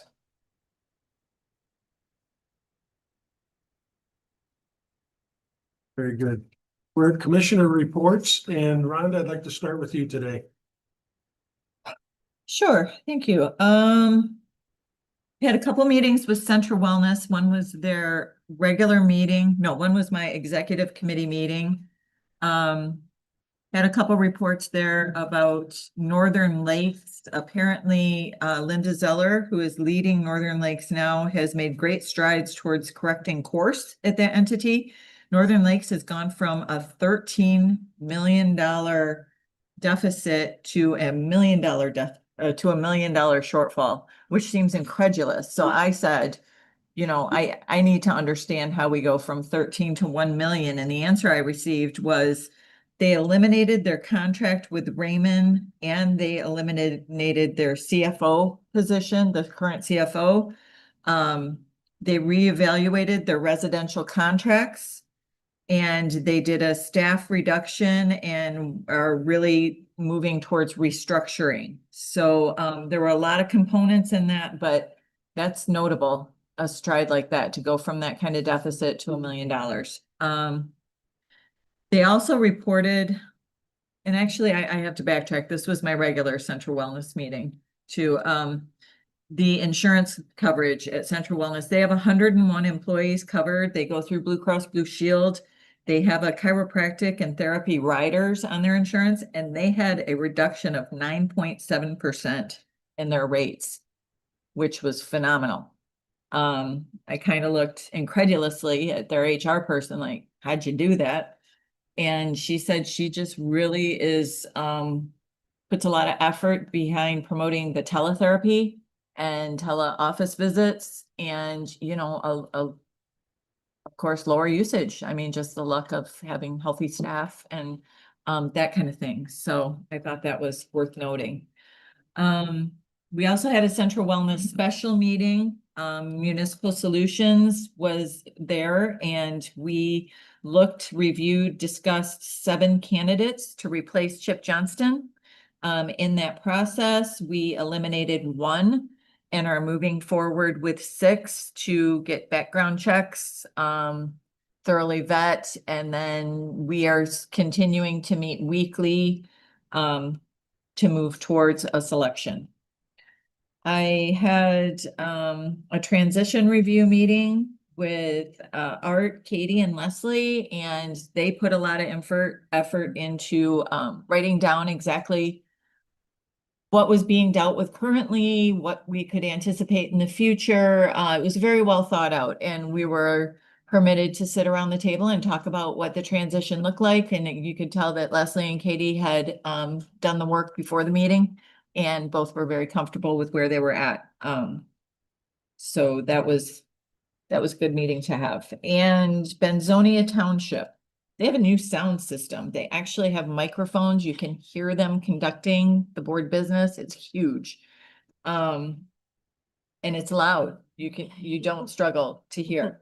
There was extensive discussion at this meeting regarding a 50 by 50 parcel of property, which is defined on everything they can find as a public thoroughfare in Benzonia Township, and a property owner presented through his attorney and had been working with a township attorney, a quitclaim deed to a parcel that they wanted the township to sign, and the township says they don't own it.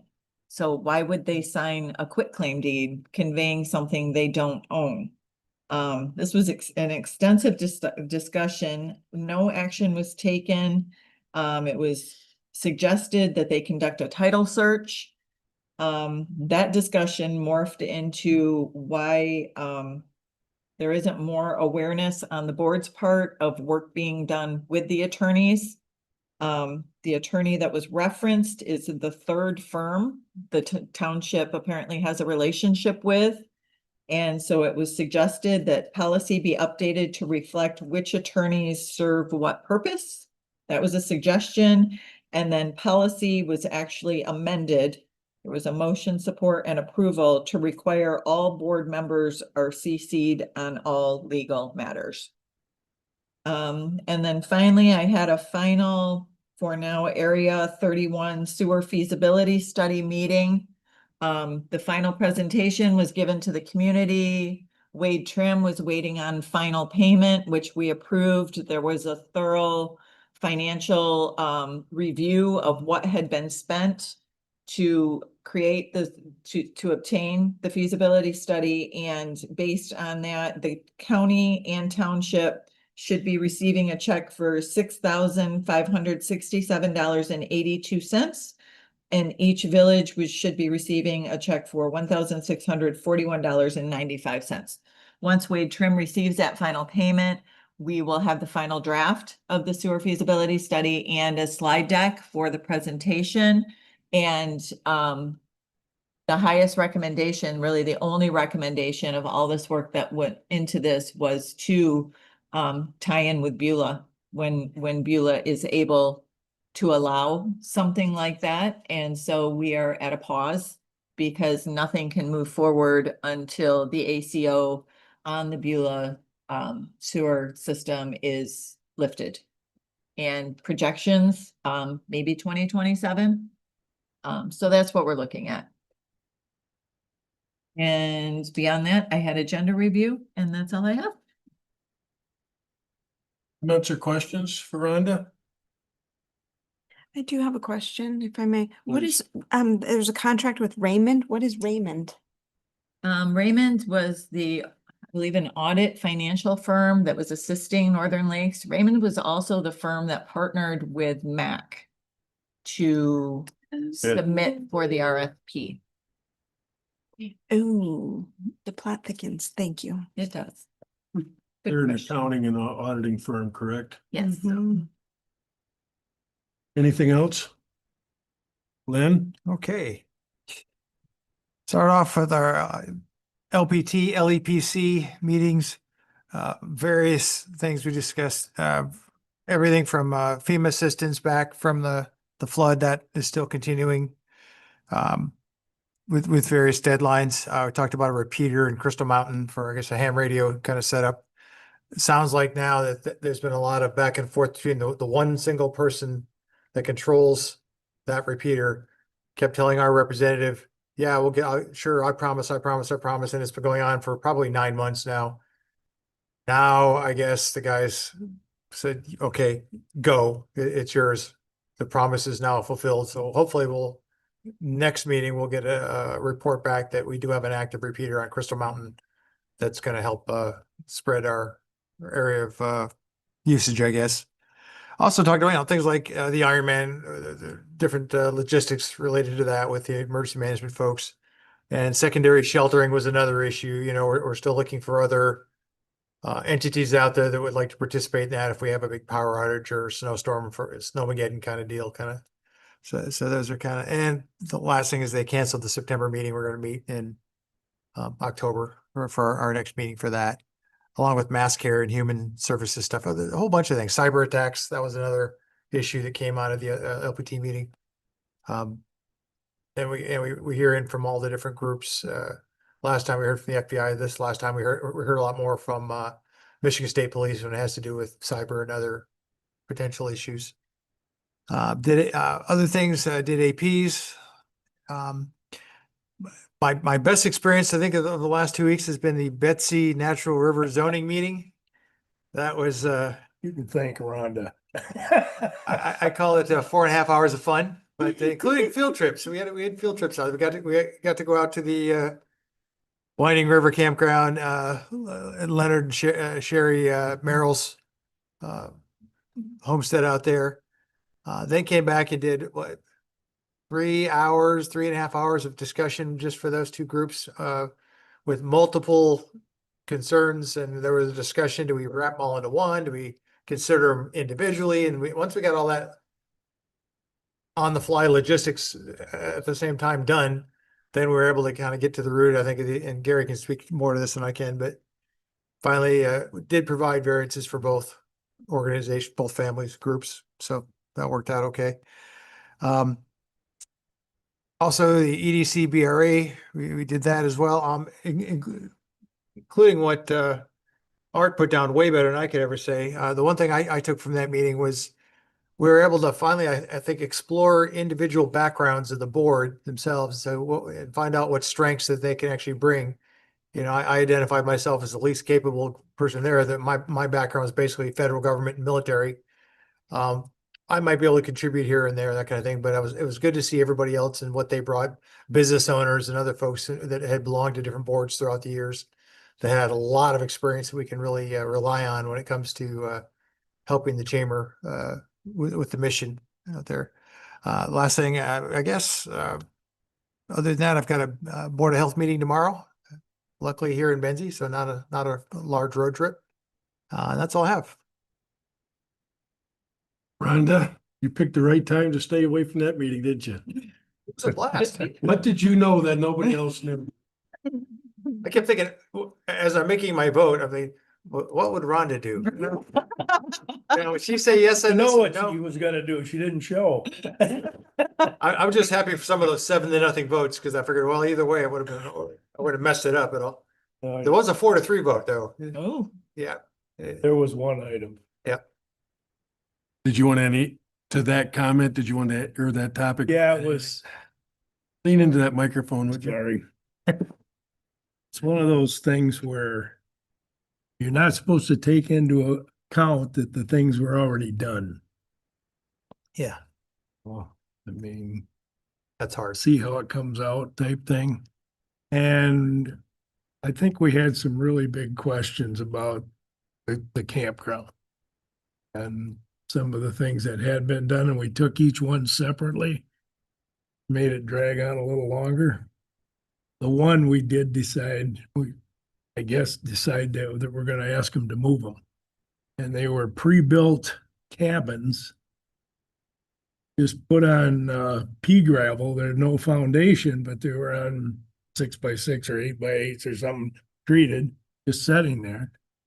It was probably not real easy to move, but they were considerable size. And I don't want to,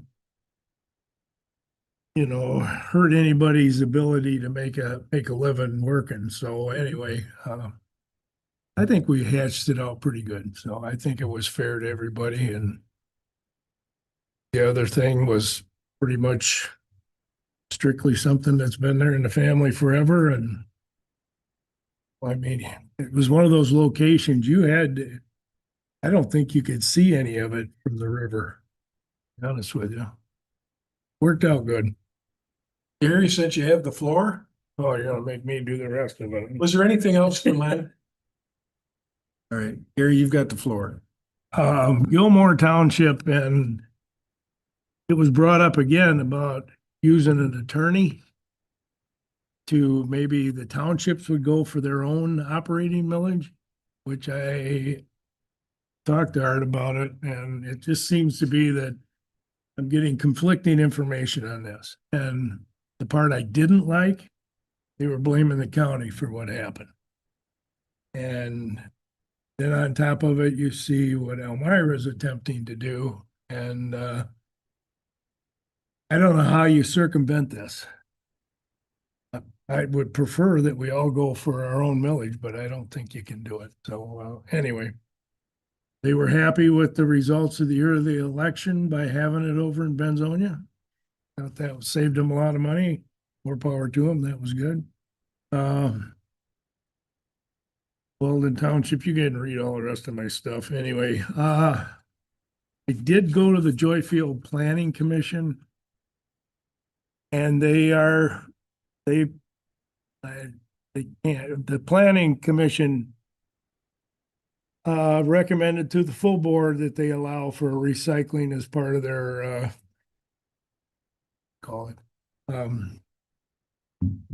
as an allowable use in commercial districts for a special use permit. So that's moving forward, but I don't know what kind of time frame. And after that, I talked to Art and he suggested I talk to Leslie, and I called her and I called David Schaefer. David's got some new possibilities. And we'll wait till he brings them forward, which might be better than what could be done here.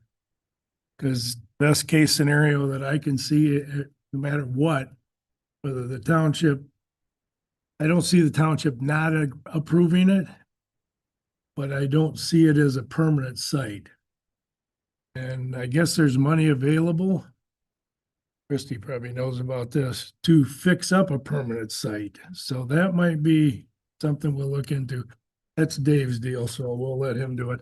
The last thing I wanted to mention, because I just saw it today, September 1st at 6 p.m. at the Frankfurt High School, they're going to discuss the possibility of extending the Ironman. So I will make that. I'm kind of curious to see how that goes. It's 6 o'clock that night at Frankfurt High School.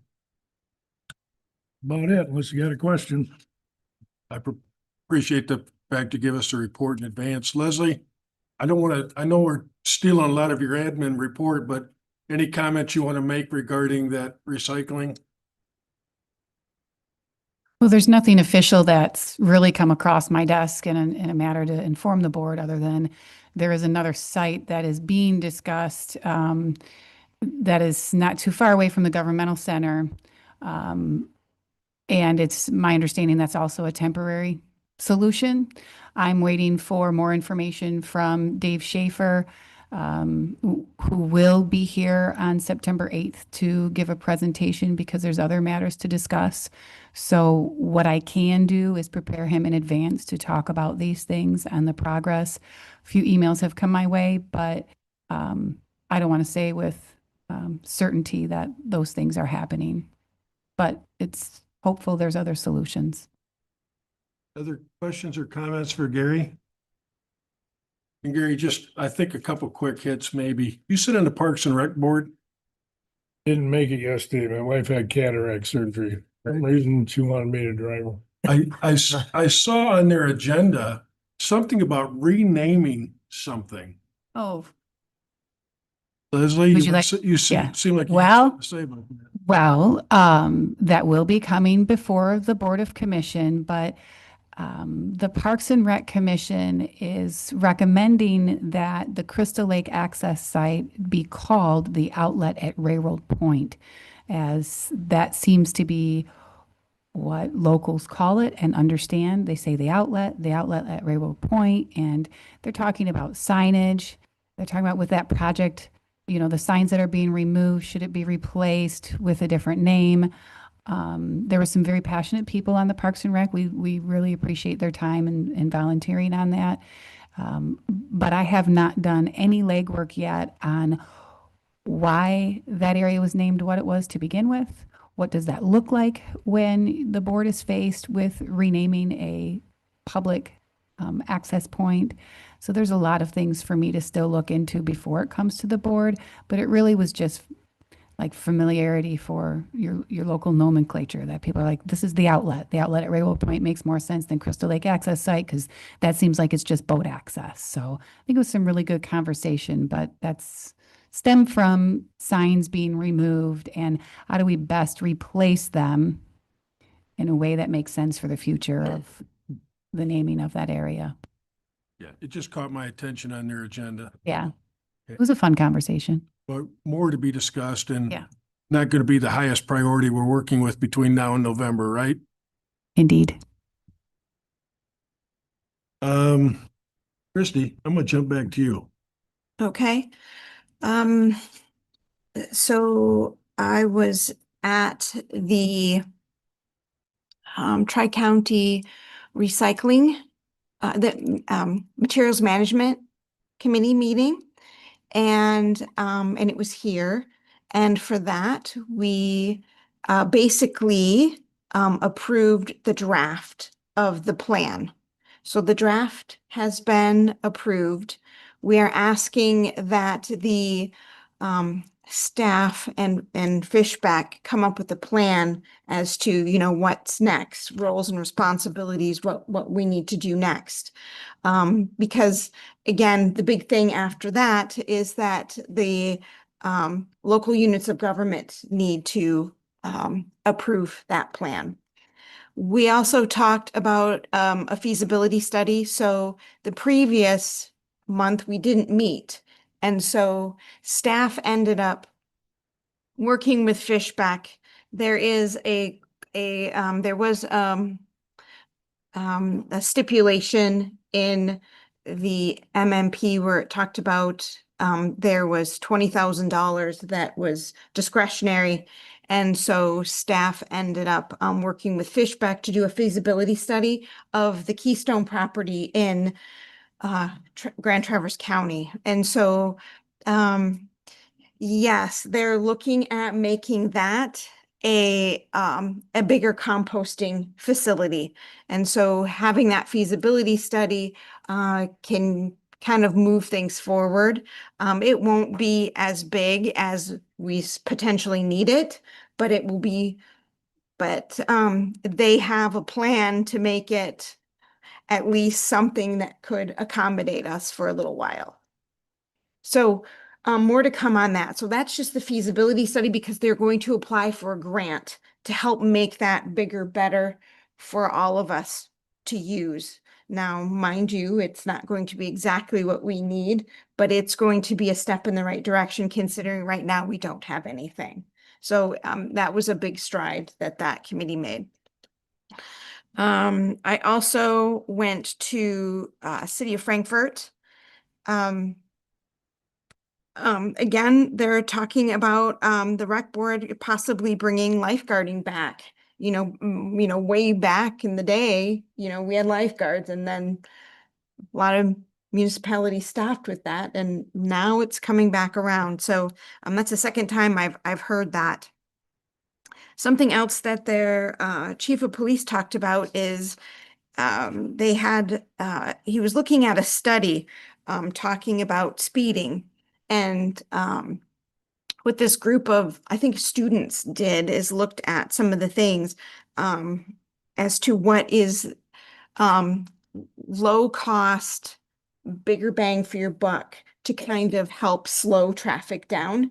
And what they found is pavement markings was that sweet spot.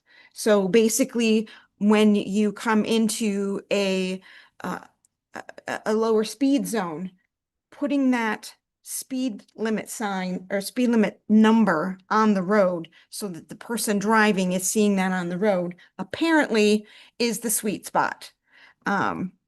Even more so apparently than calming devices. And those calming devices are the things that you see, for instance, like around Crystal Drive here, when you drive down and it says, here's the speed limit number, and this is what you're doing.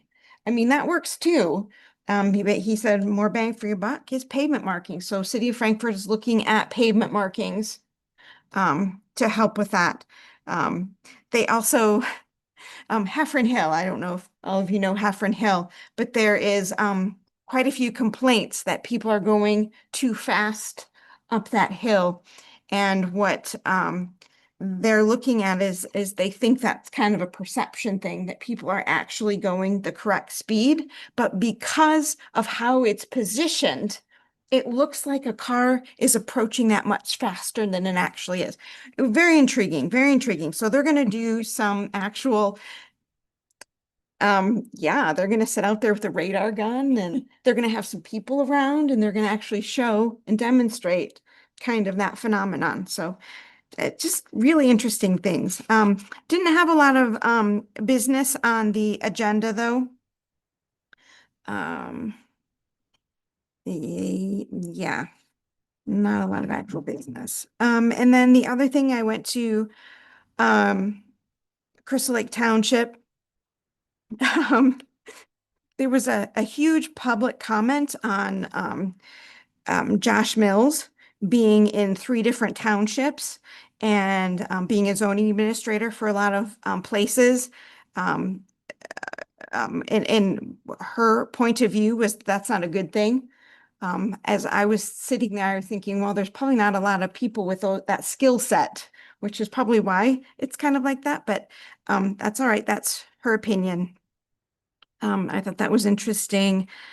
Let's see, the Ironman was a big discussion in Crystal Lake Township as well. They wanted to know, their biggest question was, is if somebody from one of the townships said no, does that mean that no for the whole Ironman situation is a no? So they're looking into that, and I don't honestly know the answer to that either. That's, they are also are having a public forum on docks. Lake Township is also struggling with some docks, and so docks apparently are heating up these days. And that was kind of what was happening.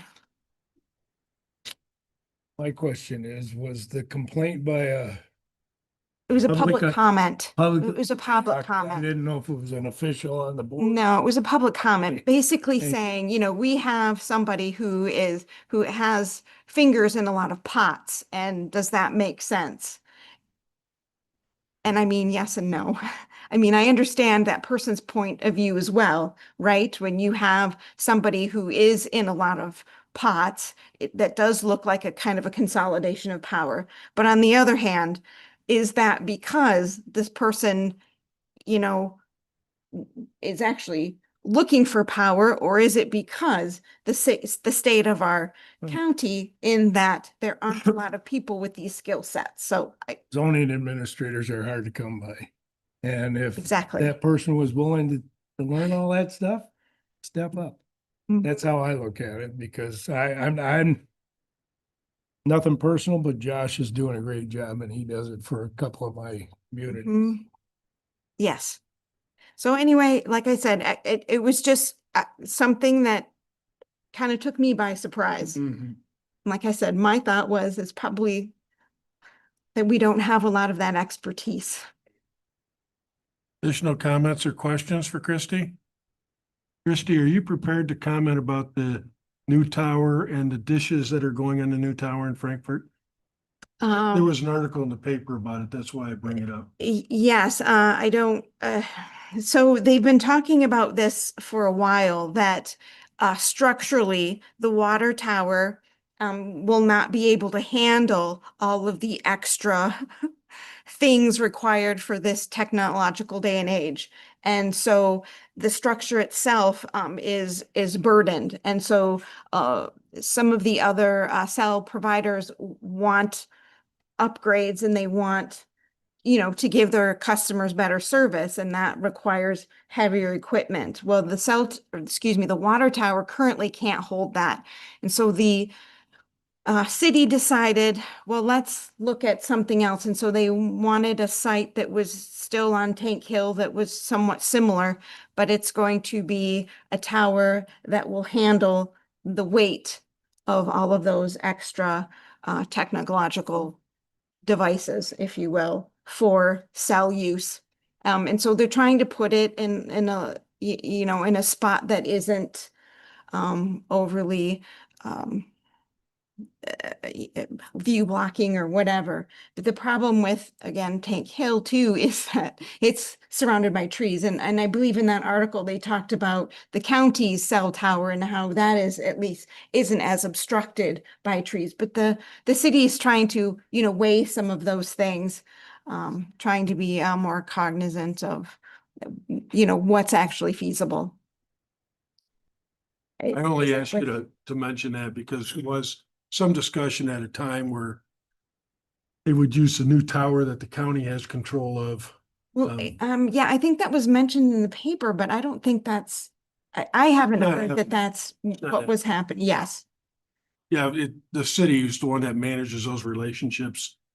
Actually, the tower is not even being built by the city. It's going to be built at a private sector, private provider's expense. Mm-hmm. All right, I just thought we'd put it out there since it was in Sure. the paper. Sure. If there's nothing else, Tim? Homestead Township Board, they are looking, getting quotes for a new insurance company. They're getting a little frustrated with their current insurance provider. I think it's a good thing. Every so often you should be looking at that stuff anyway. They did discuss the Coho Festival a little bit, which was last weekend. The Coho Festival is been expanding. COVID almost killed it because they didn't have it for a couple of years, but ever since it's been growing again, which is fantastic. They had more attractions this year. They had carnival rides. They had a lumberjack show. Exactly what they did there, I don't know. From what I can tell, there was a fairly good turnout. I'll have more information on that later. I attended the Networks Northwest Finance Committee. We reviewed the financial statements for 2027 budget. The budget's about $2 million less. And that's mostly due to the uncertainty of federal grants. Networks Northwest, most of their budget is grants, so it's a very dynamic budget because it changes quite a bit. But they're comfortable with how everything is and how things are moving forward. I attended the Central Wellness special meeting for the CEO search, which Rhonda already covered rather well. That's all I have for you. Comments or questions for Tim? Tim, I appreciate it. Bob? Sure. I only had access to a couple meetings this past month. APs I did come in and do on the 13th, as well as took my turn at the road commission meeting. It's August, but they were talking about snow and getting equipment around and equipment ready, and that's just part of it. I mean, we're in August and we got 4 or 5 months left, and we could have snow on the ground. So, and Coho Festival, I put a trailer together like I have in the past years for veterans. We had a nice group. Was in the parade. A lot of people, and a lot of people recognizing the veterans that were on the trailer. Just in their visibilities, the way they waved, their hand on their heart. It was very, very generous as far as I'm concerned. I had my two grandsons with me throwing candy. So it was a great day. That's all I have. Questions or comments for Bob? Bob, regarding the road commission, was there any discussion about where they're at with the building? I think water right now is in the top of their list. There is a high water taken there that they're working with, and they don't seem to think that it's going to be any holdback. There's nothing else. Touch on my report. I did get a text, by the way, I mentioned earlier about when the absentee ballots go out, September 24th. So we even have a shorter window than I thought we had. Just to add to Len's comments about the EDC, they met, they talked about what does their board responsibilities look like going forward. They're going to be much more of an advisory board than a working board, and trying to use the talents on that board to create access for economic development opportunities in Benzie County. Gary, when I went to the Northern Michigan Counties Association, I did ask them to give support to you. When I said, by the way, it should be easy because there's nobody else on the ballot, that got quite a rise out of the 20-some people that were there. I could still lose it. Who knows? Well, someone asked me, is it still possible to lose? We did get we held a presentation regarding countywide zoning versus zoning that's done at the township. What I learned from that is that most of the counties, at least in this group, which is 32 different counties, 32 or 36, most of them are at the township level for zoning and planning. But it was a healthy discussion about where does that belong? What's the county's role? And really my takeaway on that is that we need to find a way to get those various groups to talk to each other. And we've talked about us being conveners before, as well as the EDC, and we'll talk about this in another setting, but what is our role to make sure that that communication's flowing? Not suggesting we're providing direction, but make sure that everybody's talking to each other. Later, that'll come much later. Leslie, don't worry, not a new project, okay? I know you've got plenty on your plate right now. I went to the strategic planning session for the chamber. It was mostly centered around economic development opportunities. It was well attended in terms of the diversity of the attendance. The information will continue to grow. I just am cautious that the chamber understands, as well as its investors, that we don't want to take on more than what we can in each phase. That to be successful, we need to be committed to each phase rather than trying to take a big bite of the elephant.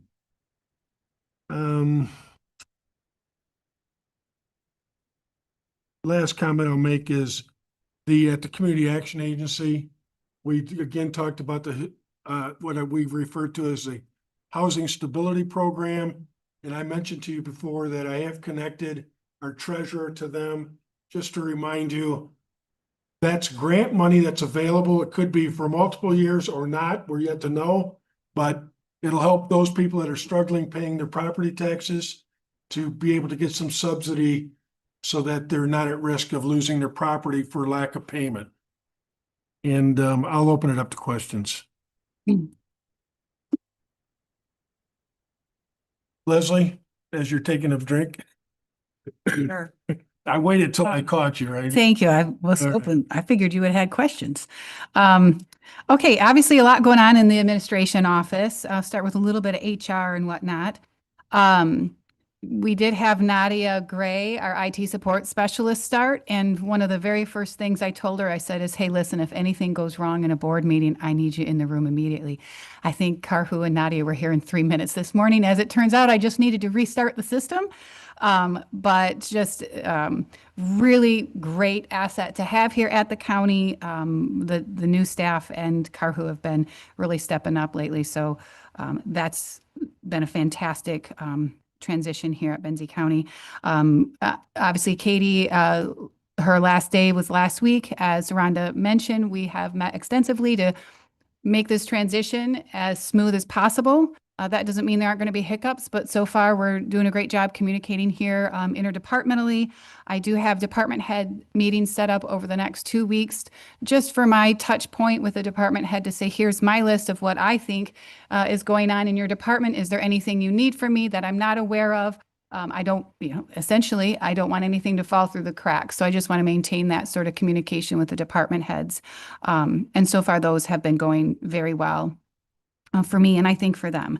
BSNA is the word on the street lately. They are here for 2 weeks. We've updated to the cloud system. We were down for about 3 days. And first and foremost, I want to thank the public for their patience as they may have come into the treasurer's office or register of deeds. And I haven't heard about any hiccups, but I know it required the public to be patient when they had to read those signs to say, sorry, today we got to do this transaction a little differently. It's my understanding it didn't really halt operations of the treasurer's office, for example. They just had to record things a little differently and send receipting out later. So thanks to the public for that. And BSNA is here for 2 weeks to help us with on-site training. So when we go to run APs, they're going to be there that first time to make sure that we've got the new system down. When we run payroll, so they are working one-on-one.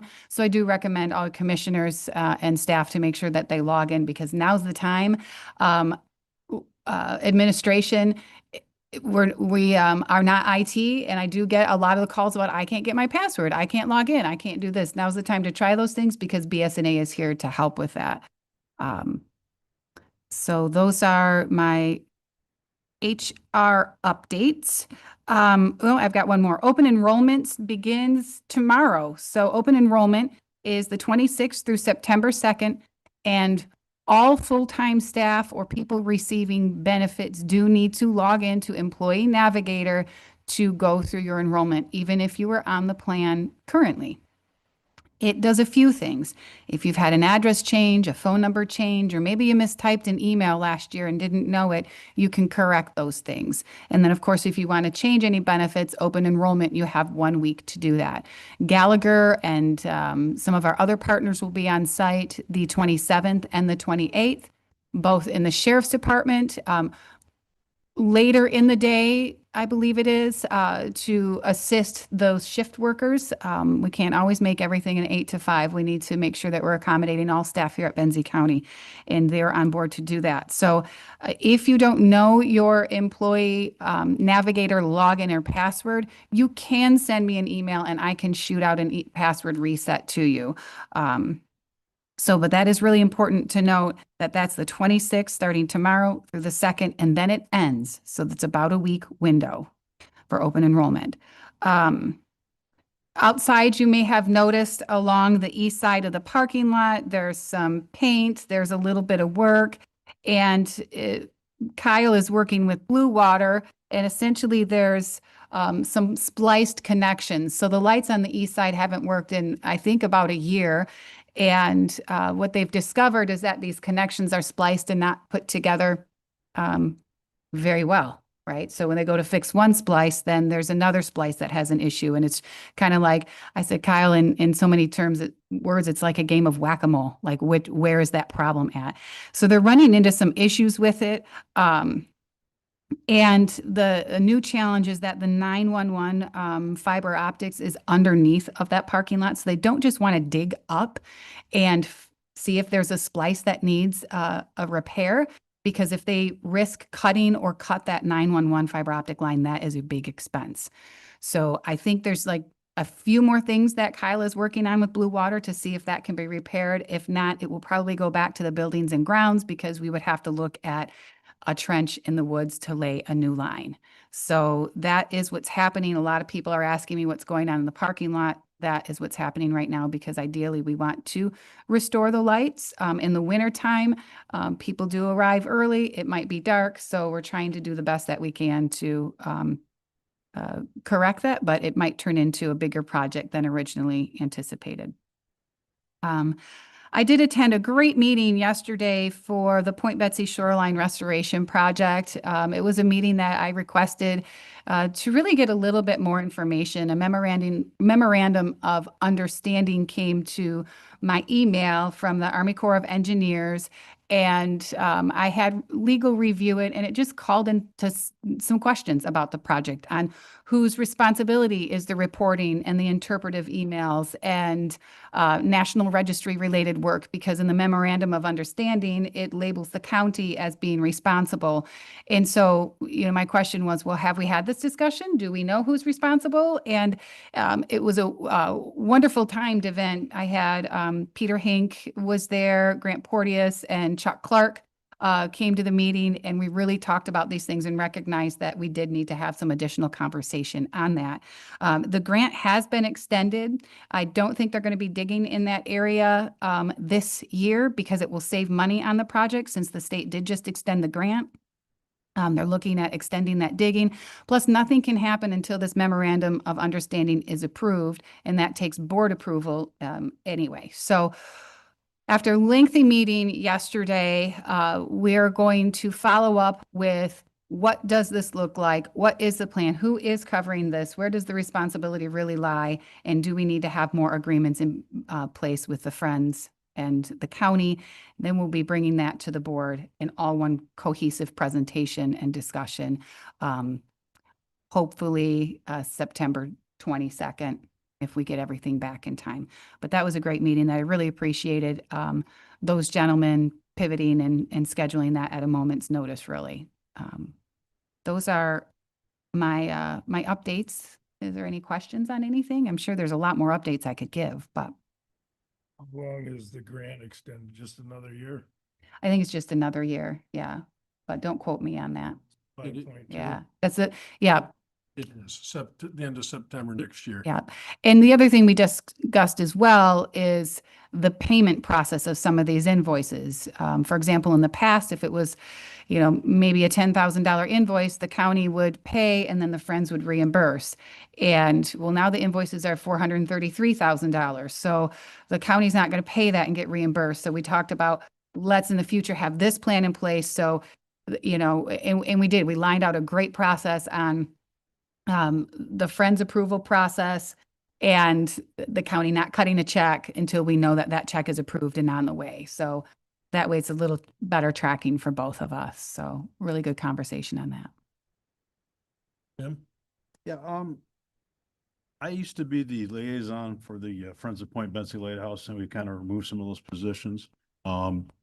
Question I have is, because we own the lighthouse, that's something we may want to be a little bit more involved with, maybe ask and maybe have a board position on that board for a commissioner? I'm just thinking out loud here. I'm not saying we should, I'm just wanting to know if that's something we want to talk about. You know, you make a good point. Up until the construction period, there really wasn't much for us to be involved in, but suddenly, you know, it is county-owned property, and as Leslie and I discussed earlier this week, you know, they can't do much without them talking to us. So I'm glad you bring that up, Tim, and we'll work on seeing what a good solution is for that. Good observation. Any other comments or questions? I do want to acknowledge, you know, Leslie learned about 4 weeks ago that we were going to ask her to be the interim administrator. And Leslie, I've been really impressed at the energy and the ownership that you've put into this. It quite frankly makes me very comfortable knowing that I think you're starting early and ending late, even though you said you weren't going to. I'm a little obsessive, yeah. Right. Thank you. So anyway, I just wanted to acknowledge that. I appreciate that. Thank you. Anything else? If not, I'll turn your attention to correspondence. You have one item in there. I'd invite you to read that. Public comment, any public comment?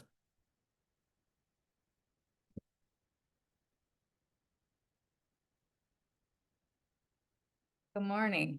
Good morning.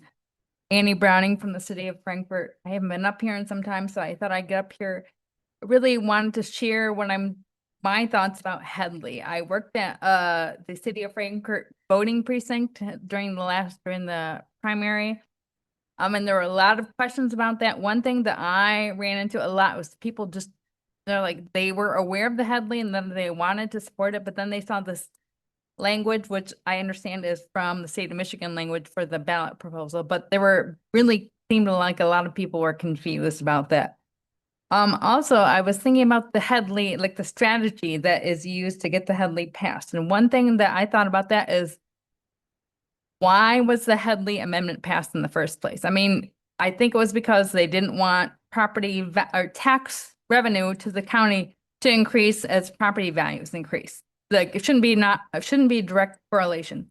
So, and then I think in response to that, what is the reason why it should be reset? I mean, I've heard things like, oh, it's been 20 or 30 years since it's been reset, but I don't really know how that ties in. So anyway, I hope it gets passed this time. I believe in the government, and so I think that it's necessary. Thank you. Thanks, Annie. Lindy, any comments you want to make regarding the strategic planning session?